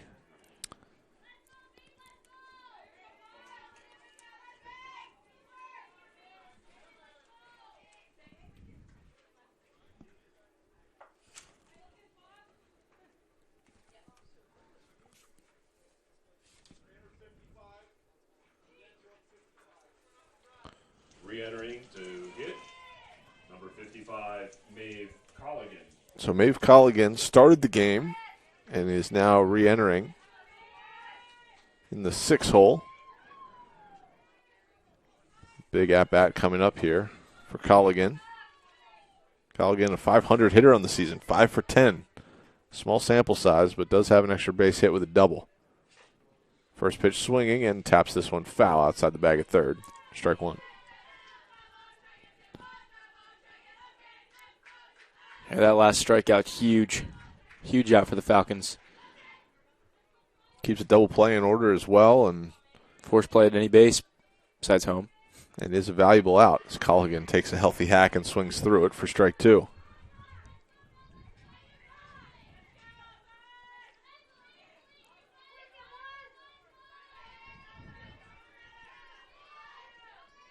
No balls, 2 strikes. The delivery swung on and missed by Colligan. There's out number 2 for Collison. Now batting, Susanna Perez.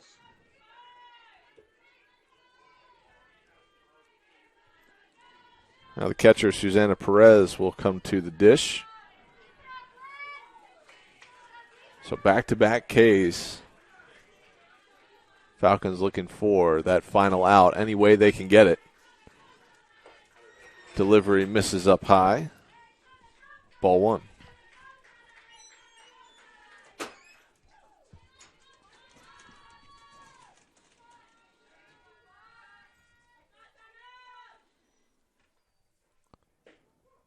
That one's in there for a called strike from Collison. Her 123rd pitch of the game. Catches the inside corner for strike 1. 1 ball, 1 strike.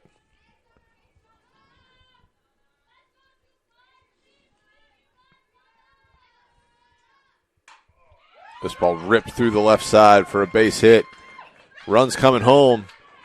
Play at the plate is going to be cut off by Collison. So an RBI single from Perez extends this game. Now it's 8-5, and the tying runs coming to the plate.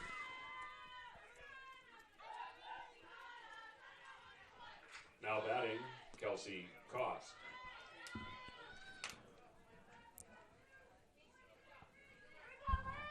So Kelsey Cost, representing the tying run in game 1, will come to the plate with 2 outs and 2 on in the top of the 7th inning.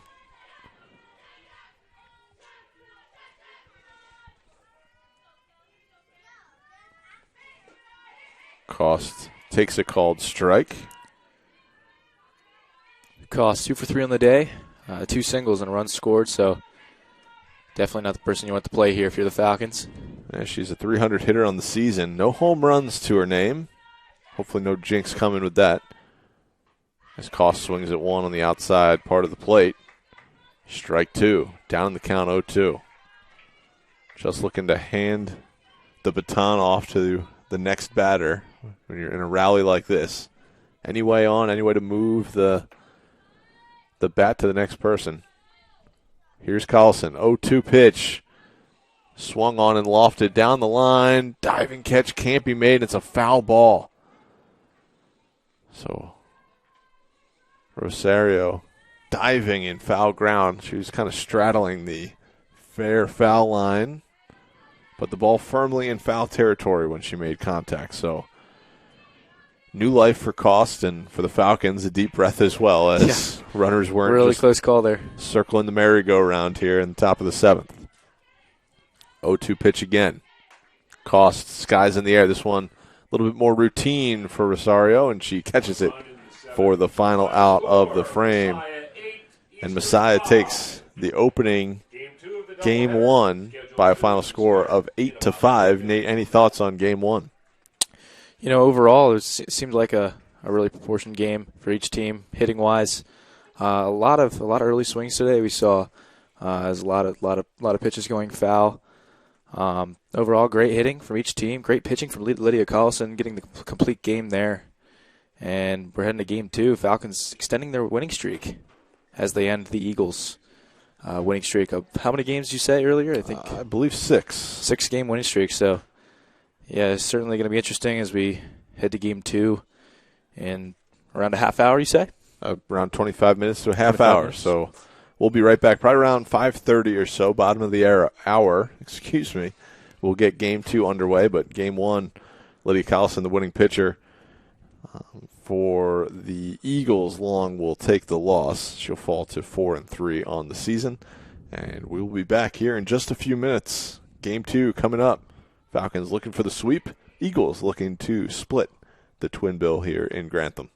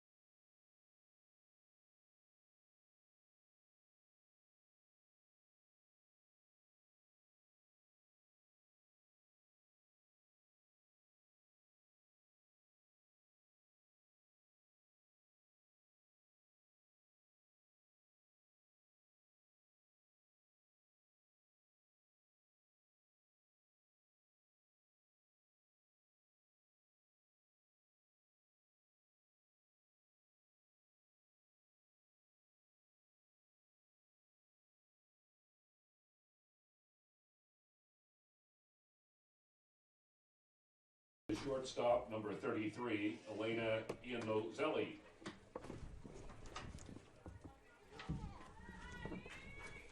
So just do it like we usually. I hope we're back. Yeah. Apologies, everyone out there watching. We've had all sorts of issues here this afternoon that we've never had before with Production Truck on our live stream. But I believe our audio is back up. Appreciate the tweets letting us know we're having some issues here this afternoon, but hopefully we are resolved and can give you a high-quality 5 innings coming up as the Falcons and Eagles are scoreless here in the top of the third. That is the plan, as Iannozelli stands in here for the Eagles. And for that half inning that you may have missed, I guess it is the top of the third now. No runs. Once again, still scoreless here, so we're in the third inning. We got no 2 count here to Elena Iannozelli as she takes that one inside for a ball.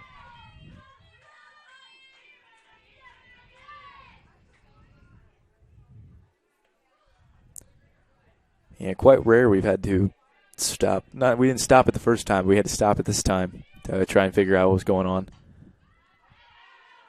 But yeah, quite rare we have to stop in the middle of the stream like that. But things happen, and I'm just glad we're back up. Luckily, we didn't miss too much. There was a little bit of action with the Falcons having a couple runners on there, but a harmless fly ball to left field wrapped up the frame. As a called strike 3, Chinandurai on the inside corner gets the K. Batting the second baseman, Alyssa Inzak. Iannozelli knew it too as soon as she took it. And that's going to be out number 1 here for the Eagles. And back at the top of the lineup here for the Eagles, Alyssa Binczak.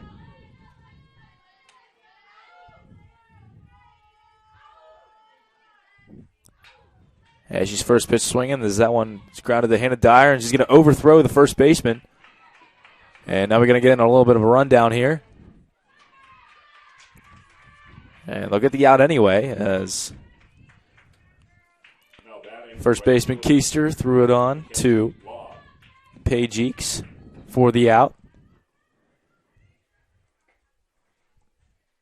Yeah, Falcons got lucky to get the out there. I think maybe she thought that ball was going to stay at the fence, but instead it kind of trampolined off the fence right back to Keister, and she could take her time, kind of beat her to the bag if she was trying to come back to first, and stepped into a throw and made a strong one to Eakes.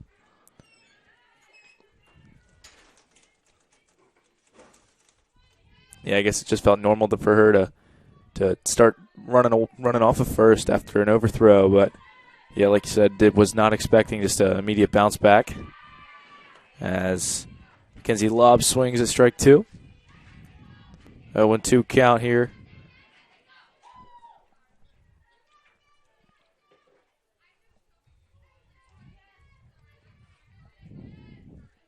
Here's the 0-2 pitch. Just fouled off. Staying alive in there, just throwing the barrel at it.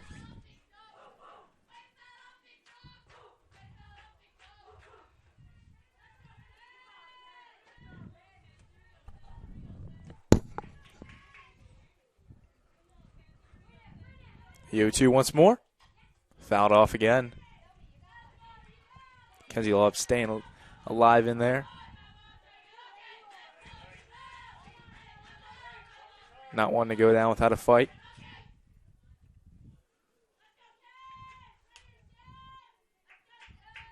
The 0-2. As that one bounces in the dirt in front of Shannon. Ball 1.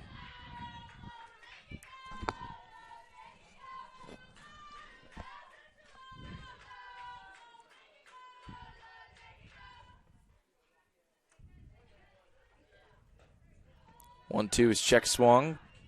She thought about she was going to check swing there, but chose to not. And it's going to be a 2 balls and 2 strike count here with 2 away.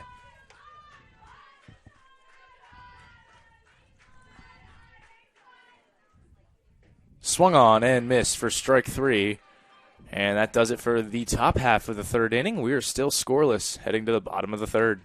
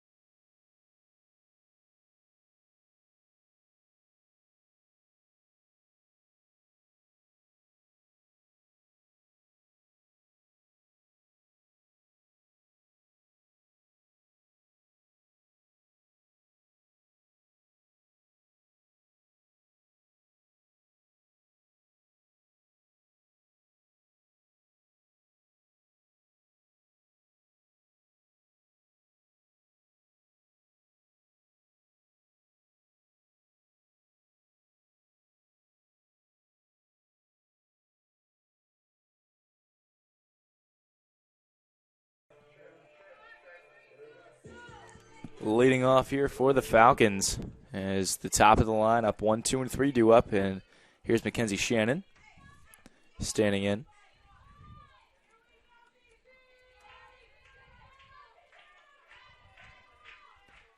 And first pitch bounces in front of the plate for ball 1.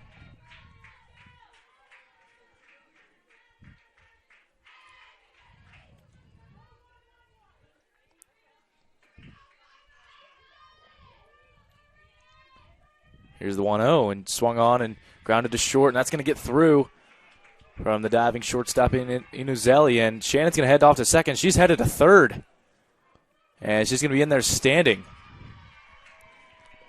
I mean, that's a base hit. Yeah, that's you can't give an error on that. As that was backhanded in the hole. So Shannon just flying around the bases there. That's one of those. I thought that was just going to be a guaranteed single, and then when I saw her headed to second, I was like, "Oops, she's standing at second." But no, she just kept on going, and then she's into third with a base runner here with nobody out. Yeah, I think Rollins out in left field took an interesting route to that. She started coming in like it wasn't going to be played by the shortstop, but instead, after it kind of took that deflection off the glove and scooted all the way to the wall, it showed how hard it was hit. Yeah, I wasn't able to get a good view of that, so I was really wondering what's going on back there, but. All the way, at least onto the warning track. That ball scampered, and Falcons in business now. Leadoff runner on third base with the seldom seen triple through the left side. Not something you usually score in a ball game. But. Yeah, that's got to be really interesting. I'm glad you're on the stats for that one. That brings up Hannah Dyer here with the 1-1 count. She reached first on an error by the shortstop in her last at-bat. Was also caught stealing, and she grounds it to the shortstop again, and it gets through her. And 1 run will score. And Hannah Dyer will reach first. Next up for the Falcons, the second baseman, Paige Eakes. So right through the wickets at short. Yeah, once again, showing that the bad hops are coming in play here, not reading it maybe right. Looked like just sat back a little bit on that one and didn't have a really aggressive step to it and just snuck underneath the glove by a fraction of an inch. So Dyer to first. Shannon trots home. Unearned run at the moment as Shannon was not going anywhere when that ball was hit after it got into the outfield. She came home. So far, an unearned run.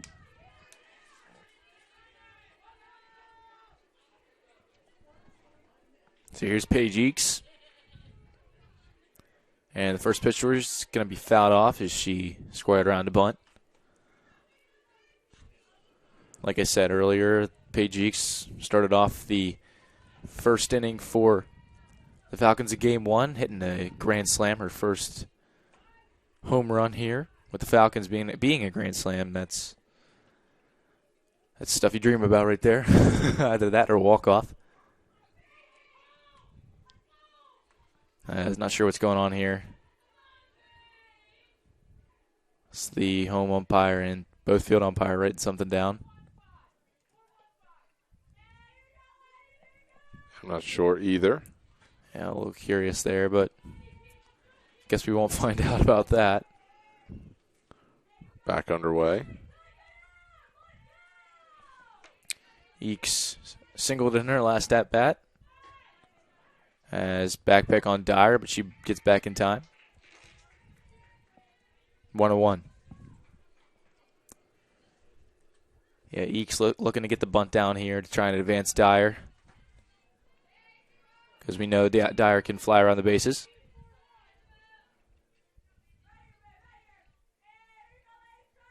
Here's the 1-1. And she gets this one down, fielded by the first baseman, on to first. And Hannah Dyer is actually going to go from second to third on that. And like I was saying earlier, just Dyer can fly around those bases, and now the Falcons have a runner on third with one away. So bunt single successful, and a very successful sacrifice bunt, I should say. Yeah, I was curious there. I was like, did I miss something? A very successful sacrifice bunt as Dyer goes first to third. With one away, a lot more opportunities to get that run in from third with just one out rather than second. So here's Litwin. She grounded out in her last plate appearance. As that one gets by the catcher, and Dyer will go from third to home and will score. The Falcons extend their lead to 2. That is one of those opportunities to get that runner home with being at third base. You can score easily on that wild pitch. Second base, a little more challenging. On a pass ball like that, yeah, for sure. I don't know if you're getting 120 feet, but this one's popped into shallow center. Ooh, a little basket catch out there by Cost. Now batting the designated player, Olivia Denmark. So here's Olivia Denmark here with 2 away. She's 0 for 1 as well with a strikeout. Her last at bat. Falcons up 2-0 here. Has brought home 2 runs here in this inning.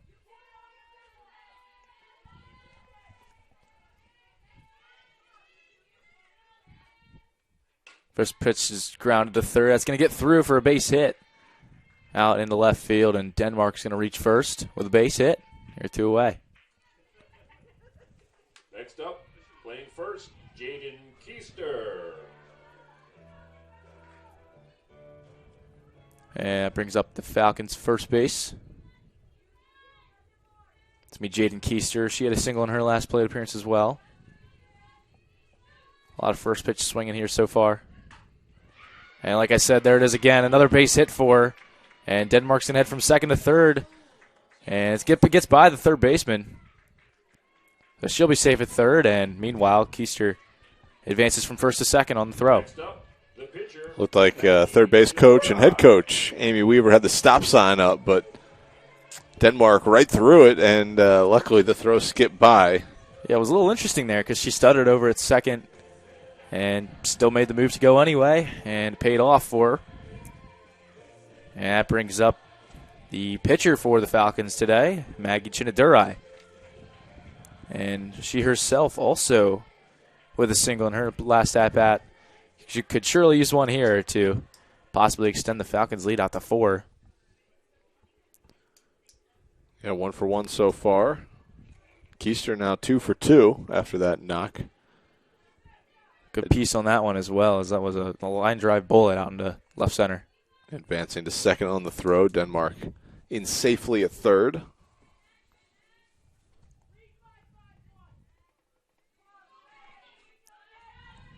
So now we're all set up and ready to roll. And the first pitch to Chinadurai misses low. Ball 1.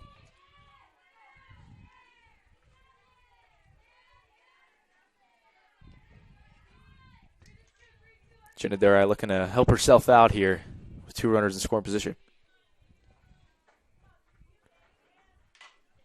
As that one's grounded to short, fielded by Inizelli, and it won't be able to. First baseman was not able to pick that one up, and that's going to go down as an E6. Sure is. And a run scored And now there's runners at first and third here for the Falcons for Brielle Rosario. Falcons extend their lead out to 3.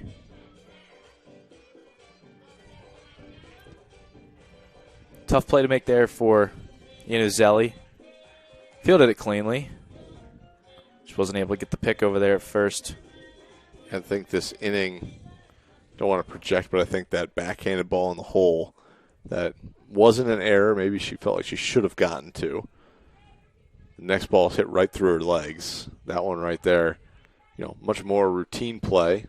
Fields it cleanly and then just spikes the throw into first. So, a tough inning in the scorebook. Don't really make too many tough plays. The first one, the triple through the left side, certainly not her fault. Yeah. But maybe a play as a shortstop, you say, oh, man, I wish I could have gotten that one.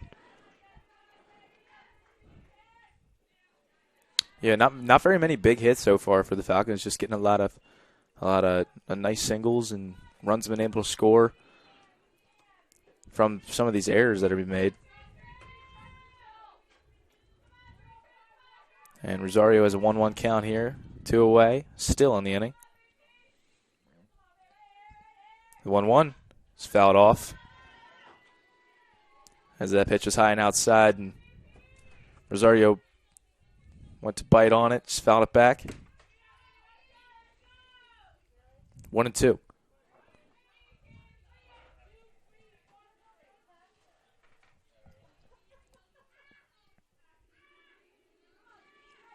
Here's the 1-2 offering, and it's in there for a called strike 3.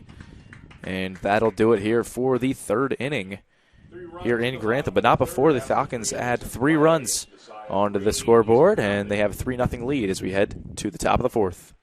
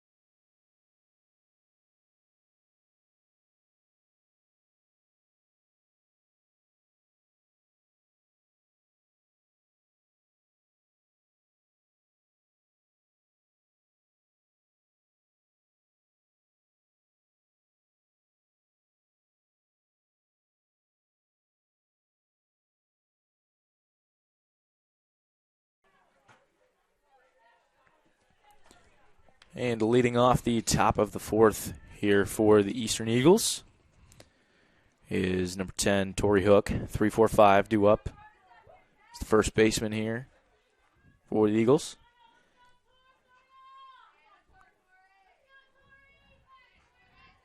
And the first pitch here to her is in there for a called strike 1.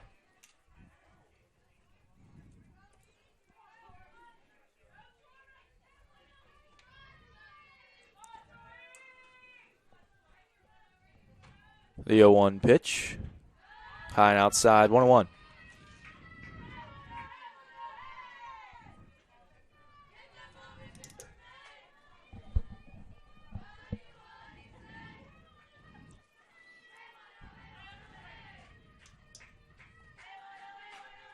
And the 1-1 is fouled off. Really put a charge in that one there, as she was a little too early on that one. It's a good-looking swing, though. Oh, yeah, great-looking swing on the low and inside. I went down and got it. Those are hard pitches to keep fair. Those low and in ones, you get the barrel out to it. You just flip those wrists and yank it down the line. As she just gets a piece of that one on the upper part of the zone. Trying to stay alive in there on the 1-2.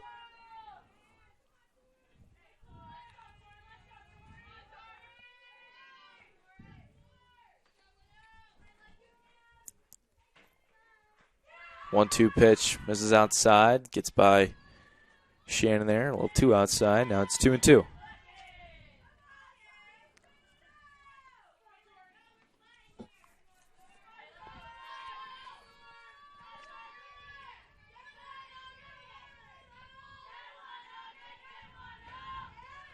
And the 2-2 pitch misses high and outside.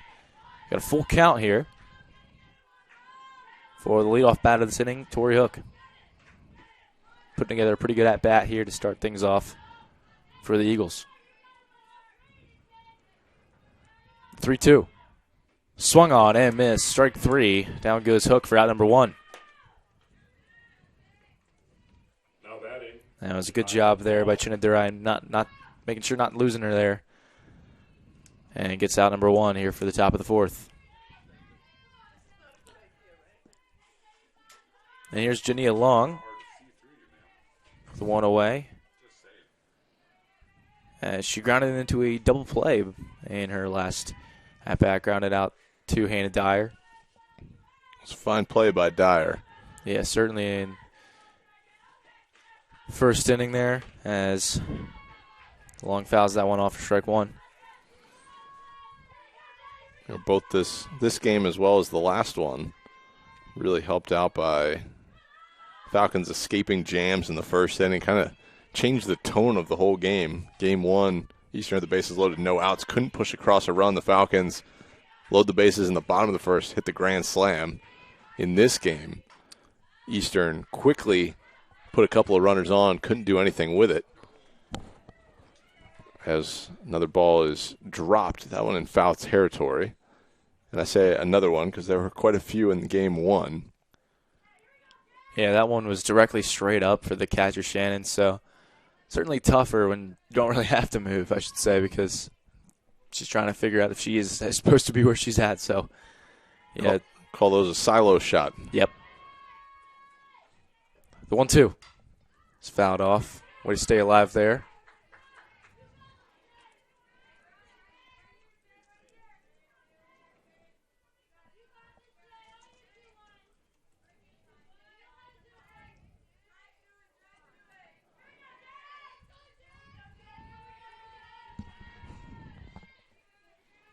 The 1-2.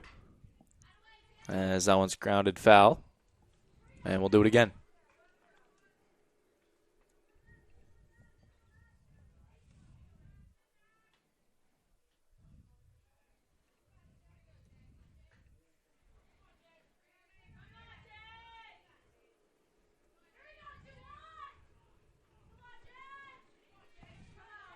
The 1-2 once more. Fouled off again. Really doing a good job staying alive in there. And we'll do it once again.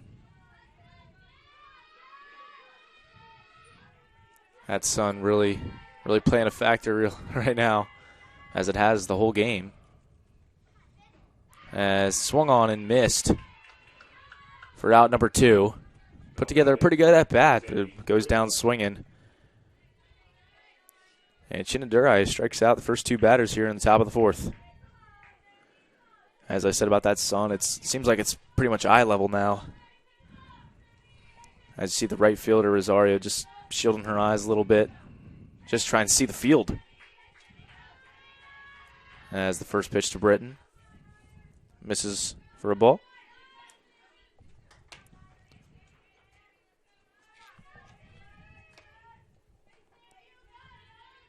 The 1-0. That one hits the strike zone there for strike 1. 1-1 count.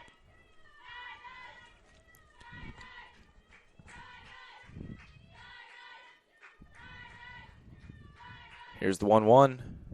And that one misses 2 inside. 2-1. Britton with the solo home run in game 1. That put the Eagles on the board. That's a good-looking swing. Oh, yeah. Just a line drive. I thought it was going to hit off the fence, but cleared it without any real issue, as that one's called strike. Yeah, the home run she had really stayed in the air a long time and just got out of here.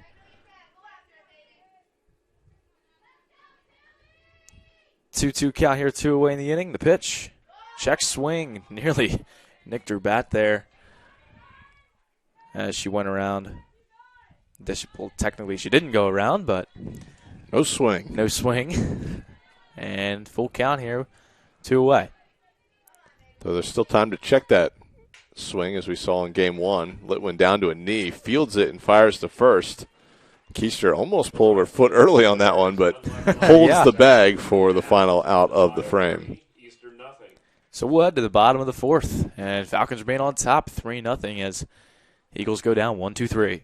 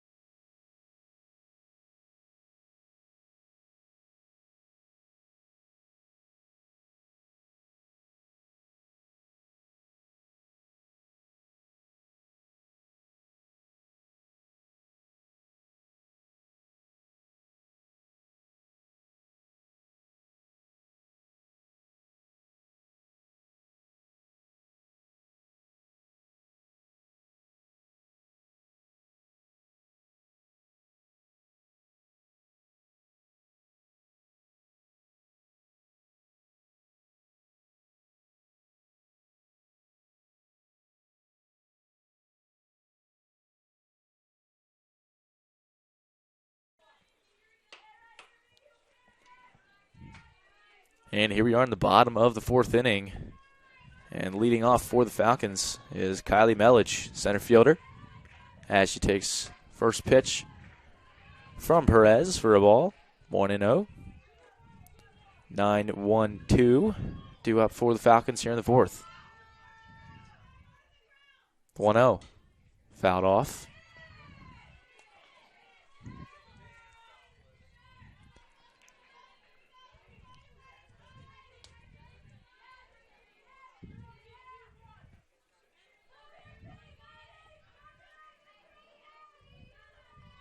Here's the 1-1. As that one. That was a good-looking pitch. Oh, yeah. Pull that one up on K-Zone. I want to know where it missed. Maybe just inside. Yeah, good for Kylie. As the count is now 2-1. And she pops that one up in the infield. And the second baseman, Bink Zach, will have that one for out number one. Batting for the Falcons, Mackenzie Shannon. And back at the top of the lineup here for the Falcons. That brings up Mackenzie Shannon, who is 1 for 2 on the day. Had the triple in her last at bat, which brought home the first run of the game, which she was the first run. There it is. She was driven home moments later. Yeah, moments later, pretty much, from Hannah Dyer on the ground ball to the shortstop. And she's first pitch swinging. That one's going to get by just over the third base bag. And Shannon's going to round first, head to second. And she's going to be in the second with a stand-up double. Nearly, not really identical hits there, but both down third baseline. And now she's halfway to the cycle. Maybe possibly one of the two or harder ones besides the home run. I would say so. I think the triple certainly helped out. Yes, so it's maybe something to look at. I mean, we are here in the fourth, but you never know. As Shannon is in at second with a double, and the Falcons with another runner in scoring position here for Hannah Dyer. And we're keeping an eye on Messiah baseball as well. They just got underway down at Johns Hopkins. They trail 1-0 as they head to the third. Against a top 10 team. I think they're ranked number 2 in a couple of polls. They're not bad. No, Johns Hopkins certainly really good team in Division III. And I remember last year Falcons pulled off one against Rowan here, actually, last year in a really cold spring day. Very cold. It was rainy and maybe it might have been snow that day. But, yeah, it's always cool to knock off a ranked team. We'll see if they can do it, but Hannah Dyer takes one on the inside corner. Falcons trying to get a sweep here on the softball field. They took game 1 8-5, looking for game 2. They lead at 3-0 right now.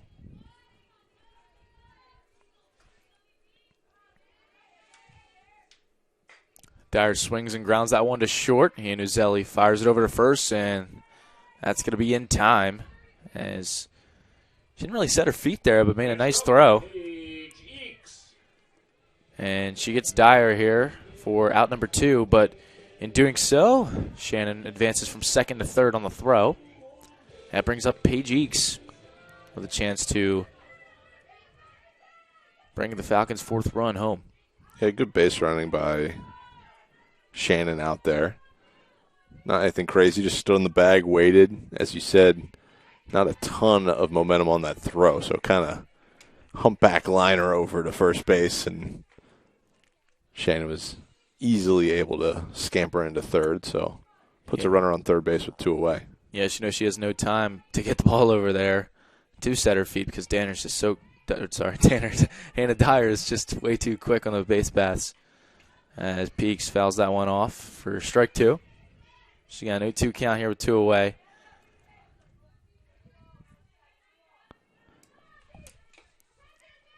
As Eakes is 1 for 1 on the day. It's a base hit. Also a sac bunt. And that sac bunt actually advanced Dyer from first to third, which I believe that was the second run that was brought home. So, top of the lineup doing good things here for the Falcons in this game. As she took the last pitch outside for a ball, 1-2. And here's the 1-2. Swung on and missed on the high fastball. Or I guess it is the high fastball. Sure is. For strike 3. And that does it here for the bottom of the 4th. We head to the 5th, and the Falcons remain on top, 3-0.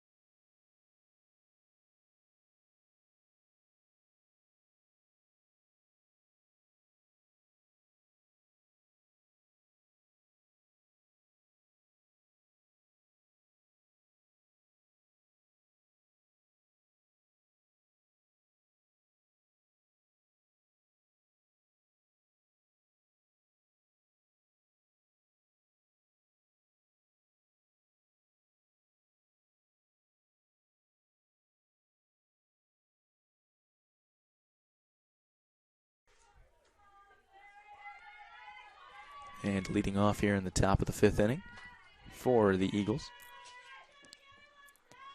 is number 17, Sydney Ostalaza, the catcher. She takes the first pitch up and away. Ball 1.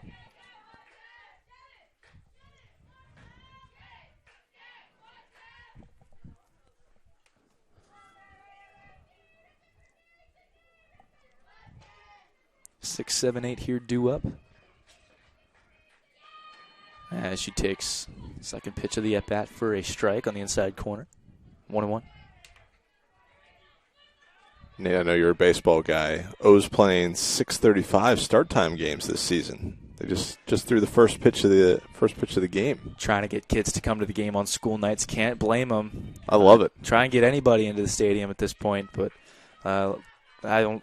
For the people that have watched the O's games the last couple of nights when they played the Yankees, the first game in Camden Yards for the year had one of the biggest crowds in Camden Yards in the last 5 years I saw.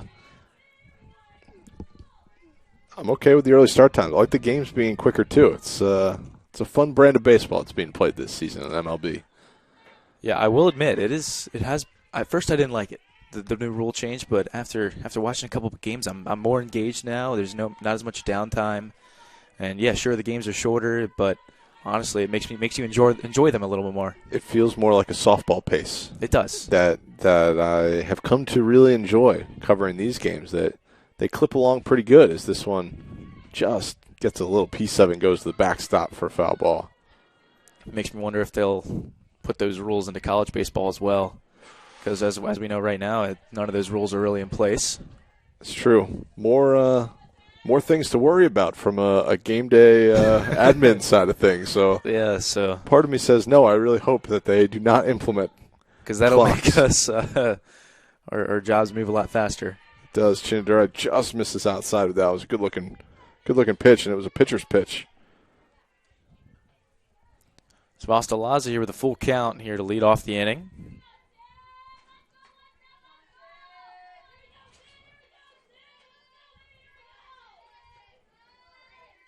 3-2 pitch.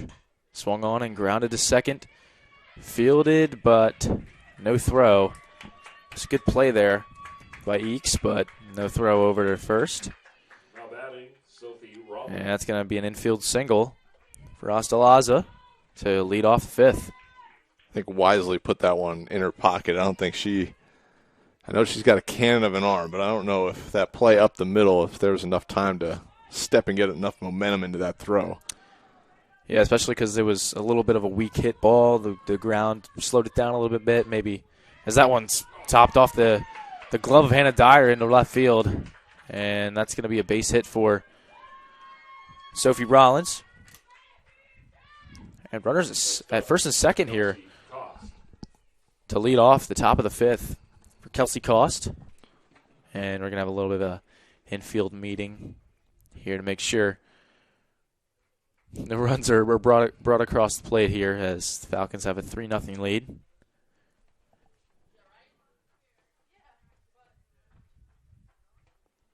As that was Sophie Rollins' second hit of the day. 2 for 2 now. Ball's hit hard and just outside the reach of Hannah Dyer at short.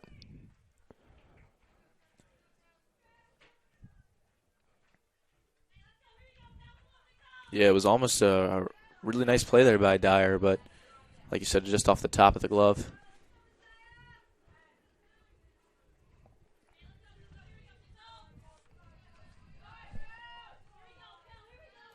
Shows bunt and gets it down, but she fouls it right off of her. Well, it said it hit her in the box. Yeah, so that's going to be a foul ball.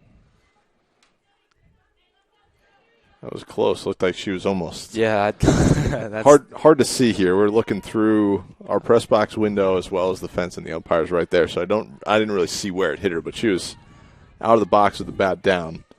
Hard to see exactly where, but umpire said in the box and just a dead ball. Swung on and grounded to short. Dyer throws it to third for the force. And that's going to be a fielder's choice and the first out of the inning. Smart play there by Dyer to get the lead runner. And it looks like we're going to have a pinch hitter now.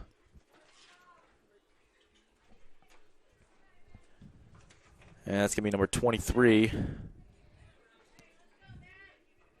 Madison Sapsnick.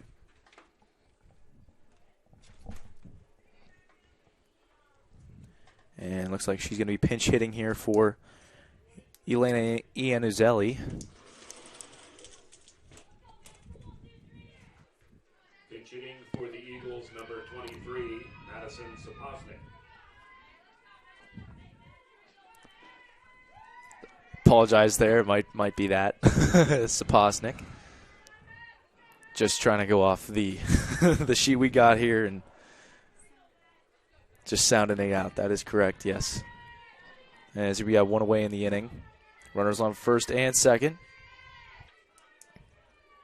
Eagles looking to break through, get on the board for the first time here in Game 2. They've had runners throughout this contest, but haven't gotten to push one across as that one catches the corner for a called strike. Yeah, Falcons doing a great job defensively here to prevent these runs from coming home, especially in that first inning, not allowing the first run to come home. Dyer fielded the double play on her own, and that's going to be fouled off. 0-2.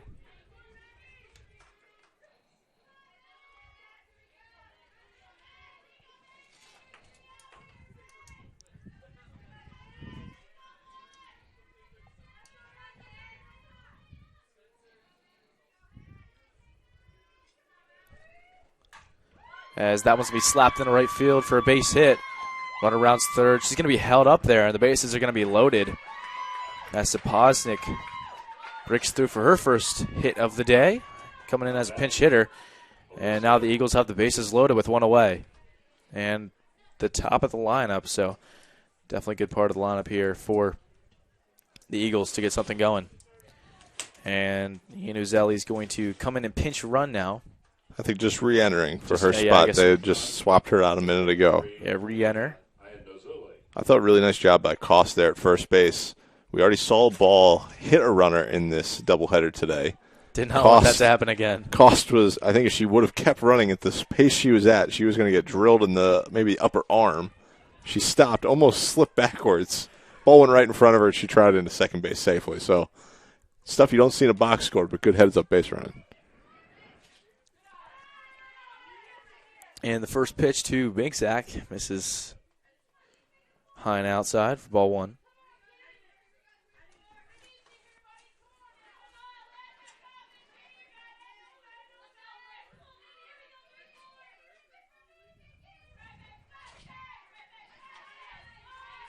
One's in there for a called strike. Good-looking pitch. 1-1 count here, one away in the inning. Force outs everywhere.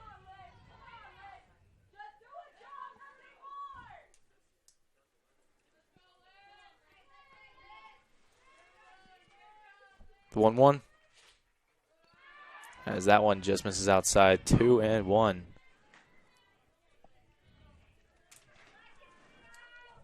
There's another good-looking pitch. Pitcher's pitch. Didn't get the call on that one. Now you're behind in the count with the sacks full. Just one away. And that one's going to be grounded through the middle, and that's going to be a base hit. One run will score. Second runner from second coming around, she will score. And the Eagles are on the board here in game number 2 as 2 runs come across. It's now a 3-2 ball game. That's a big single right there, and for a half second I thought maybe a double play ball, but hit too hard. And yeah, just too hard. And a 5-hopper up the middle and gets into center field, and 2 runs score. And just like that, we've maybe not a brand new ball game, but we're getting close.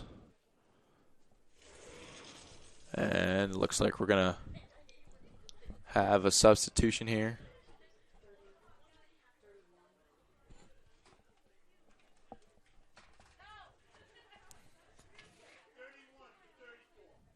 As that'll be number 31, Kelly O'Brien. She's coming in and pinch running for Alyssa Binksack at first. And that brings up number 7, Mackenzie Lobb, the right fielder.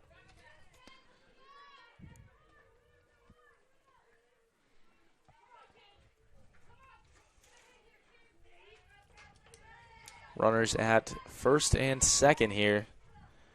The tying run at second and leading run on first as the first pitch is grounded to third baseman. She's not able to field it cleanly, and the bases will be loaded once again. I just tried to go to third base too quick. Was a lit one. Didn't see that one all the way into her glove, and as a result, reaching on an error and loading the bases again. It's the 6th error in this game between these two teams. Masai with 3, Eastern with 3, and here comes Hook. If I remember Hook with a big double in last game, I have to double-check that, but I think she put a charge into a ball towards center field as Shannon athletically snares that one to her right for ball 1. Possibly saving a run there. She doesn't make that catch. And again, 1-0 count here. Bases loaded. Force outs everywhere once again. Falcons clinging to this 1-run lead right now. It's 3-2, but as that one's popped up, and Keister's going to have that one for out number 2. That's a huge out there for the Falcons. Looking to keep the lead. And looks like we're going to have a pinch hitter now for Jania Long. It's going to be number 25, Susana Perez. Perez was the catcher in game number 1. Coming in here to try and give the Eagles their first lead of the day. And possibly tie this game up.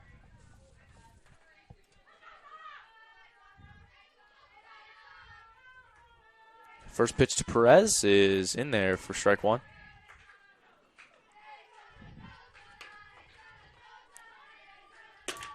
Good pitch there from Chinadurai, looking to get out of this one.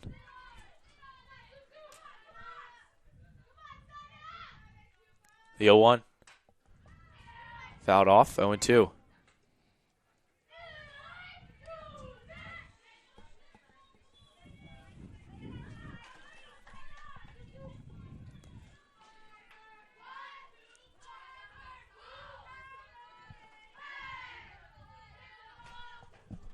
Ball misses way outside. 1 ball and 2 strikes.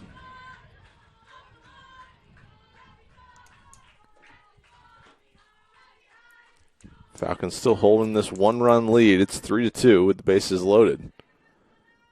Here's the 1-2. Swung on and driven into left field down the line. Is it going to stay fair? No, it goes foul. And I'm not sure if I could see that one. Did you get an eye on that one? I did. It was just foul. It stayed in play. But not sure if giving a ride right down the line and just hugging the line and kind of at the very end landed in foul territory. Not sure if Lippin may have had a possible play on that one. That was a tough one. I don't. She was on the run, and I don't know if she was going to have enough time to get there. Yes, we'll do the 1-2 again here, and here it comes. That one just misses outside. It's a gutsy take right there. And Perez looked to the umpire waiting for the call as she was maybe second-guessing herself there, and now we got a 2-2 count with 2 away in the inning. Huge at-bat here in this game. Fouled back, and we'll do it again.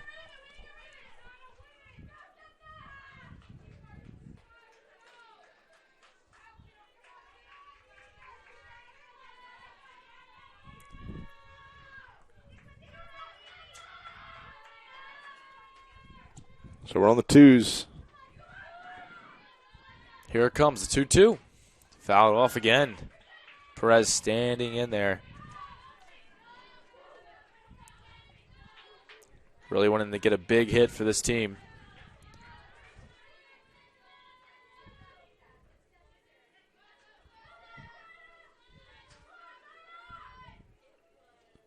Huge pitch here from Chinadurai.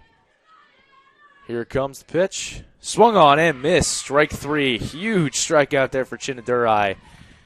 And stops the bleeding in this inning. And the Falcons remain on top 3-2. And the Eagles strand 3 as we head to the bottom of the 5th inning. Falcons on top 3-2.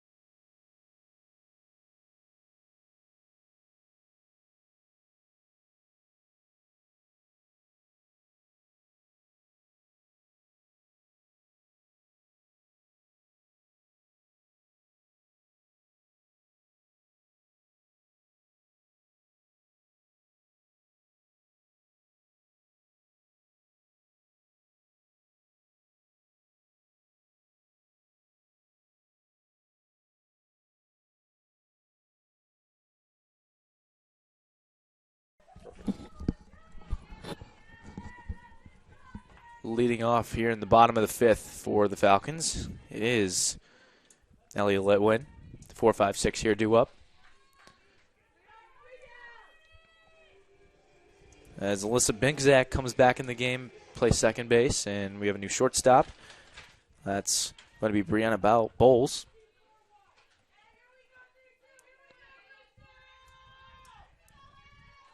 And the first pitch to Litwin is grounded to third, fielded cleanly on to first for out number 1. Good play there from Britton to hook. Next up for the Falcons, for a 1 pitch, 1 out. Denmark. And that brings up Olivia Denmark.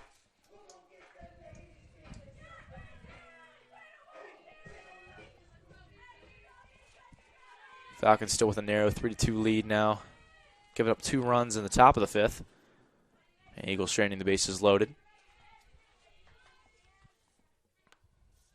The first pitch to her is swung on and missed. Strike 1, 0-1.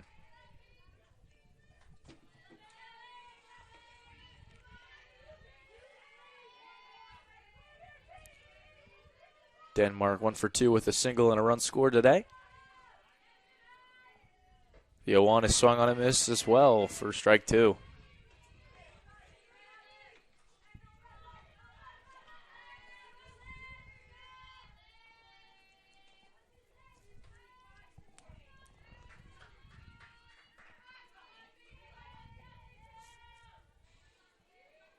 Here's the 0-2 to Denmark, and that one just misses the outside part of the plate.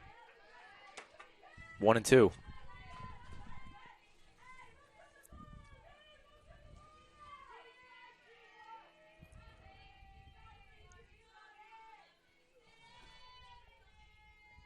Here's the 1-2. Swung on and dribbled down the first baseline. Fielded by the pitcher, but it's not going to be in time. Infield single. Infield single, pretty much. Could have possibly been a bunt, but that one chips off the bat there down the first baseline, and Denmark able to beat it out for the infield hit.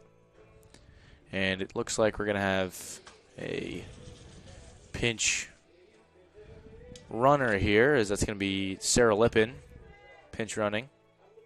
I don't know. I just saw Olivia Denmark show off some wheels there. I don't know why we're pinch running here, but he's trying to get one of the faster players on the team around the bases here to try and extend the lead, as just 6 outs away now is the Falcons from possibly getting their second win of the day, as that brings up Jaden Keister. So the flex Lippin moving into run now, so Denmark out of the game. It's a good-looking throw from the catcher there, checking in on Lippin down there at first. Seems to be doing a lot of that today. The pinch runners getting backpicked, and like I said before, not a bad idea for sure. Here's the 1-0. Keister pops that one up behind the plate, and the catcher, Ostalaza, not able to bring it down. So that one was popped right back up to her. Sort of saw a play just like that on the Falcons side. It popped up right to the catcher, and now not able to bring it in, but Keister will get another shot here on the 1-1. We've seen a number of balls dropped in foul territory in this doubleheader. We'll try it again. And that one dropped as well.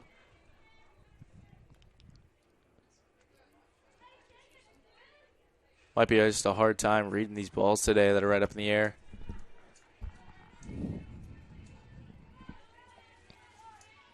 And Keister gets to do it all over again right here on the 1-2. Keister 2 for 2 on the day with 2 singles. Looking to get a third here. So that one just misses outside, 2-2.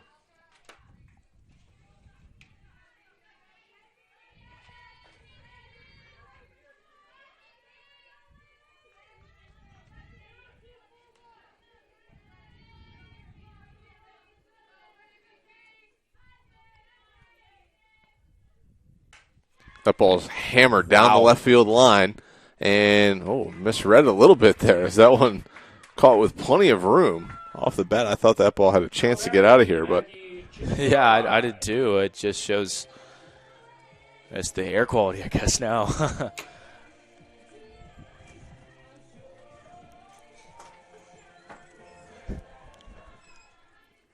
Here's Chinanduri looking to extend the inning for the Falcons. Also looking to just help herself out here on the mound. Another back pick check on Lippin over at first. They almost look like pitch outs on those pitches, as that one was outside. Catcher was out of her stance, caught it, and immediately was throwing down, but Lippin is just a couple of feet off the base.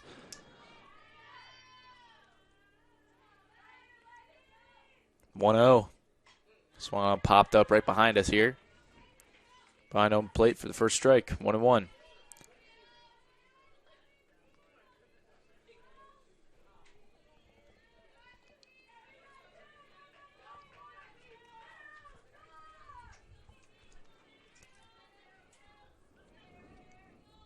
Here's the 1-1 delivery, and that one's in the dirt for a ball. 2-1.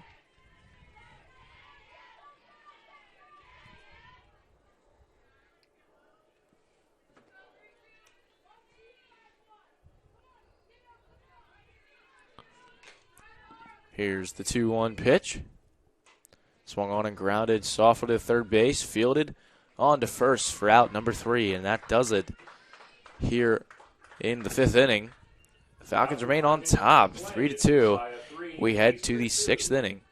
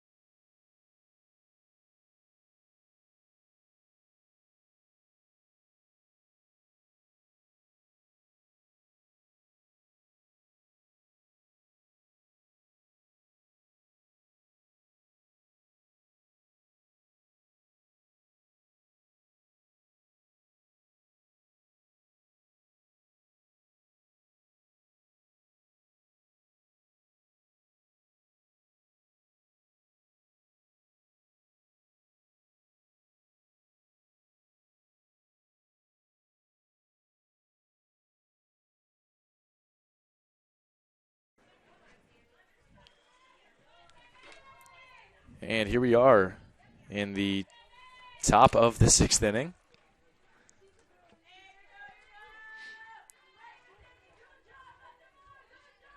And a 3-2 ball game here, as stepping in for the Eagles is Sammy Britton, the third baseman.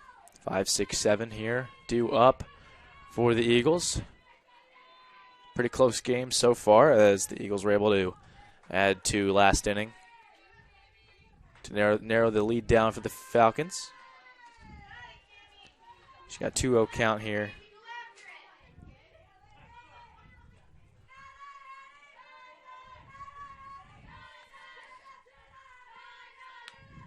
Here's the 2-0. As that one, I'm not sure if that one hit her bat. It looked really awkward. I think it did. Didn't really hear a ping of the bat at all, but 2-1 the count. Swung on and driven into center. That's going to be a line drive, but can of corn out there in center for Melledge. And that's going to be out number 1. So we're keeping you updated on Maasai baseball down Johns Hopkins. Ryan Friend with a solo home run. He's been swinging a very hot stick for the Falcons the last couple of weeks. Yes, and I believe that is his first home run of the season. So congrats to Ryan Friend out there. And that brings up number 17, the catcher, Sydney Ostalaza. She fouls that one off. 0-1.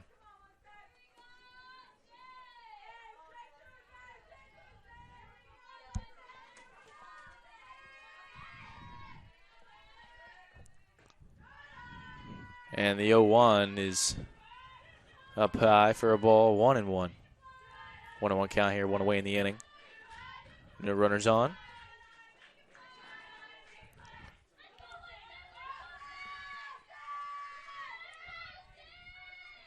The 1-1. That one's in there for a called strike.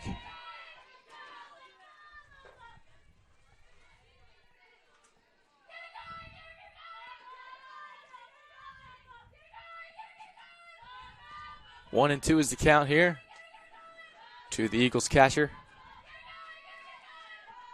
Swung on and down the line. That's going to get down for a base hit. Ostalonza rounds first, but she'll hold up there for a single. And that brings up Sophie Rollins, who's been swinging a hot bat in this one. Looking to do more damage here. Rollins last time up smoked a ball right over the glove of Dyer. She's got a couple of hits in this ball game. Yeah, 2 for 2 in this one. And the first pitch to her is fouled right back. 0-1. Sophie Rollins played game one out in left field as the flex. Did not have a spot in the lineup. Now she does. And she's doing a great job up there so far.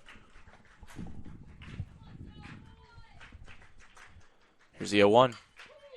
And slices it down the line. That's going to be a base hit out in the left field, and that's her third hit of the day. Someone gets by the third baseman. And now we have runners at first and second for the Eagles. A time run out there at second base. Go-ahead run now at first. One away in the top of the sixth. Time running out for Eastern, but they've put together a couple of rallies the last few innings. And Kelsey Cost here at the plate. She shows bunt, pulls it back.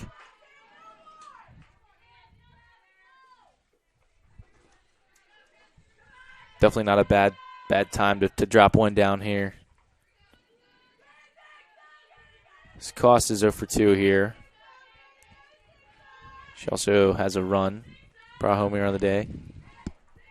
The 1-0. Swung on and missed. Big cut there from Cost. That was a pretty good pitch there from Chinadurai, and it's going to be 1-1.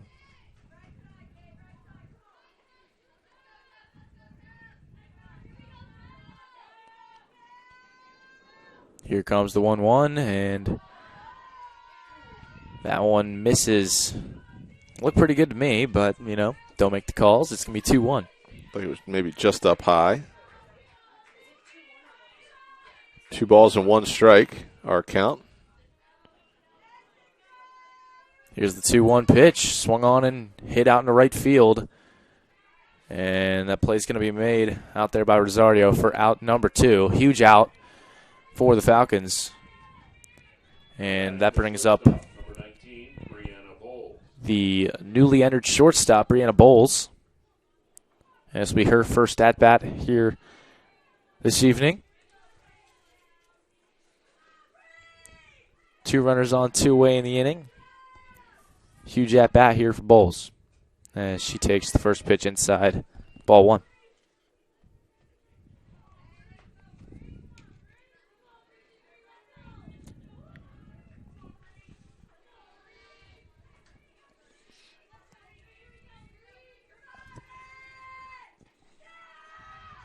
And the 1-0 misses outside. 2-0 now.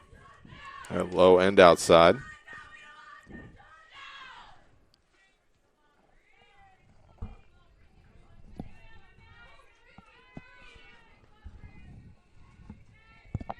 Here's the 2-0. That one is in there for a strike. Huge strike there for Chinadurai. It's going to be a 2-1 count here. And still a hitter's count here for Bowles.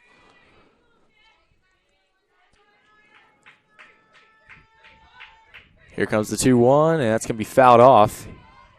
Pretty nice swing there from Bowles, and we'll have a 2-2 count, 2 all around the board here. 2-2 count here, 2 outs here in the inning, and 2 runners on.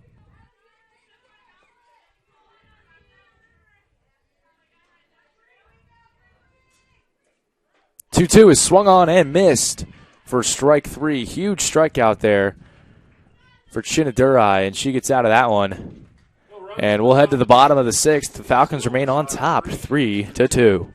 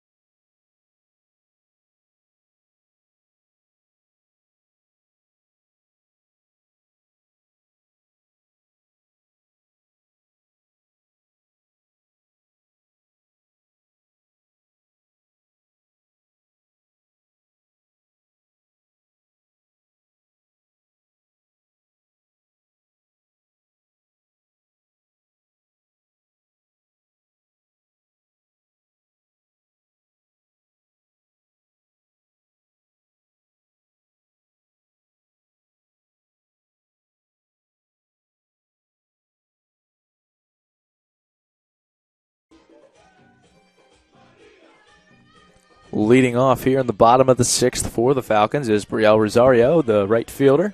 8-9-1 here. Due up for the Falcons in the bottom of the 6th. Looking to tag along some insurance runs here for their final 3 outs in the 7th.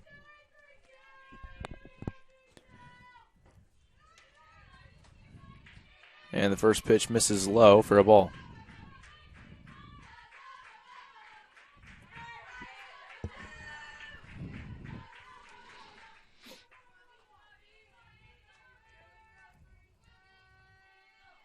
The 1-0 pitch, swung on and grounded to third, gets through, gets past the third baseman and shortstop for a base hit.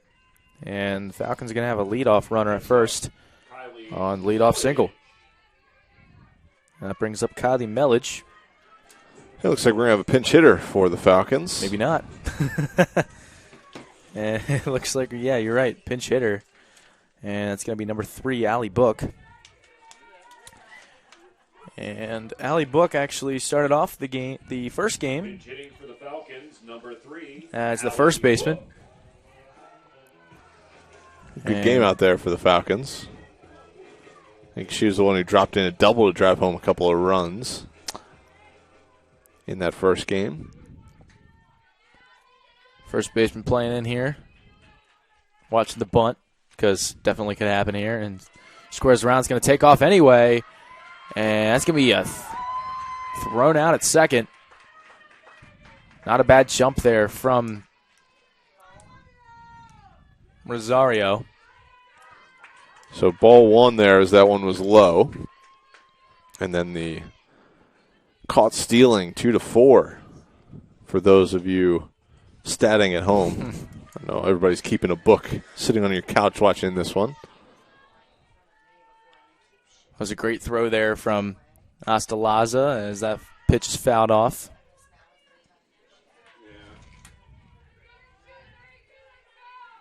Astalaza now with 2 runners thrown out here in this game. 1 at third, 1 out, 1 at second. That's a huge out to get there. As that one's fouled back as well. It's going to be a 1-2 count here with 1 away in the inning.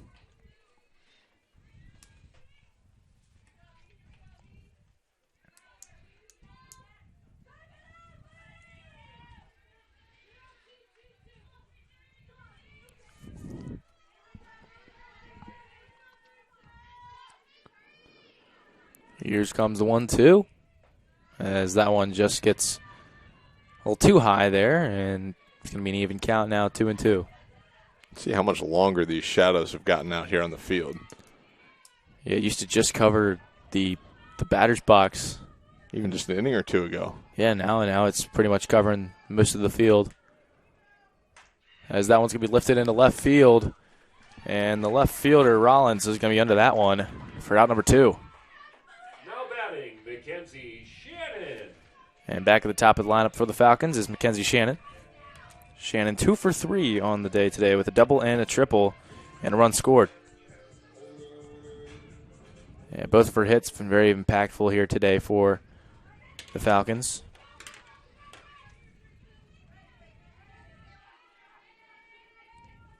And the first pitch to her is swung on and popped up in the infield. And the second baseman, Binksack, has it for out number 3. And that does it here for the Falcons here in the bottom of the 6th inning. We head to the top of the 7th inning. Falcons remain on top 3-2, looking to get the final 3 outs of this ballgame.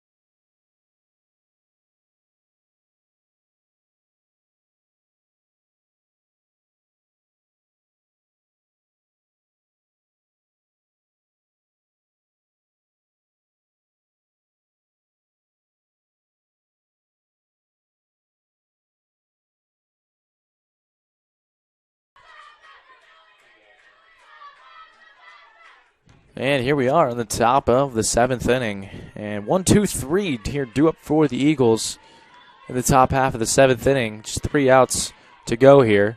Try and stay alive in this 3-2 game. Shinadura remains on in the circle for the Falcons as the first pitch to Binksack is in there for a call strike. 0-1. Been a tightly contested doubleheader all the way through. I think Eastern has more hits on the day than the Falcons do, but Messiah has gotten the timely ones. Here in this game, we're even 9 hits apiece. Yeah, a lot of errors as well this game from both teams, which have led to the 5 runs scored in this game, along with the hits. So, yeah, Eastern out hitting the Falcons 19-17 on the day total between the 2 games. So, a tightly contested doubleheader so far, and the Falcons looking to sneak out a couple of wins. They can get 3 outs. As the 1-1 misses, low and in the dirt for a ball, 2-1.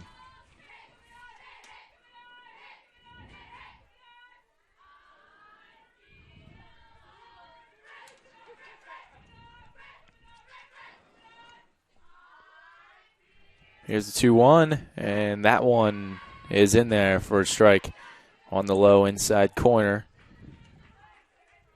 And count comes 2-2.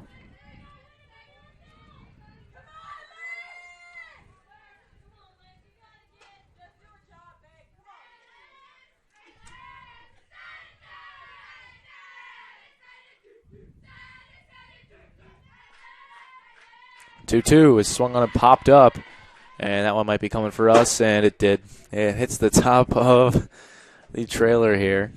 I bet you can hear that on the broadcast. You probably can.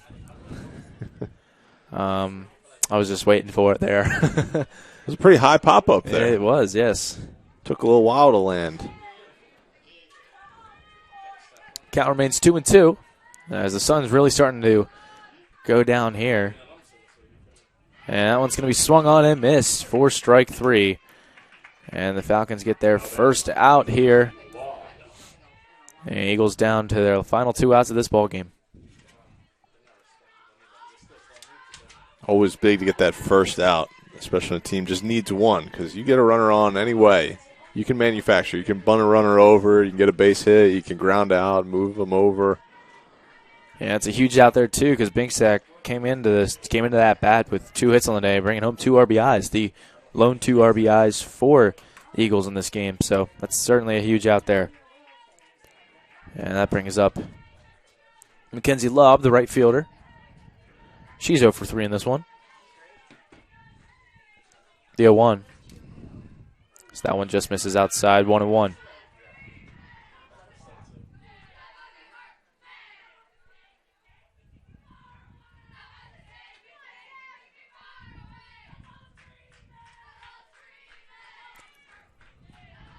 The 1-1 pitch, and she fouls that one off of her leg there. And it'll be a 1-2 count.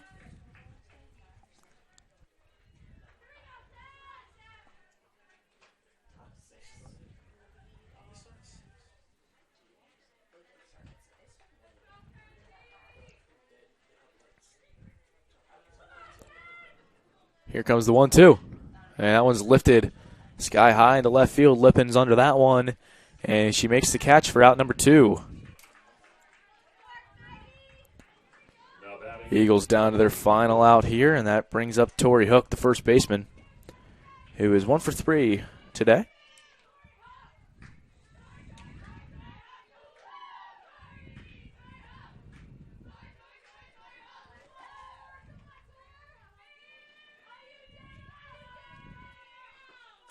And she takes the first pitch for a called strike, 0-1.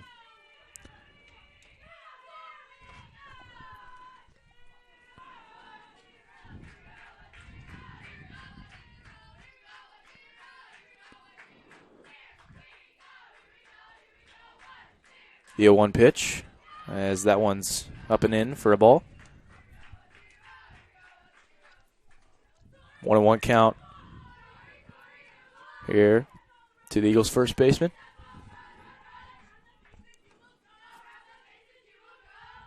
The 1-1. Grounded to third, fielded cleanly over there by Litwin, and she fires it to first for out number 3. And that'll do it here for game number 2. And the Falcons now sweep the doubleheader, winning the second game here 3-2.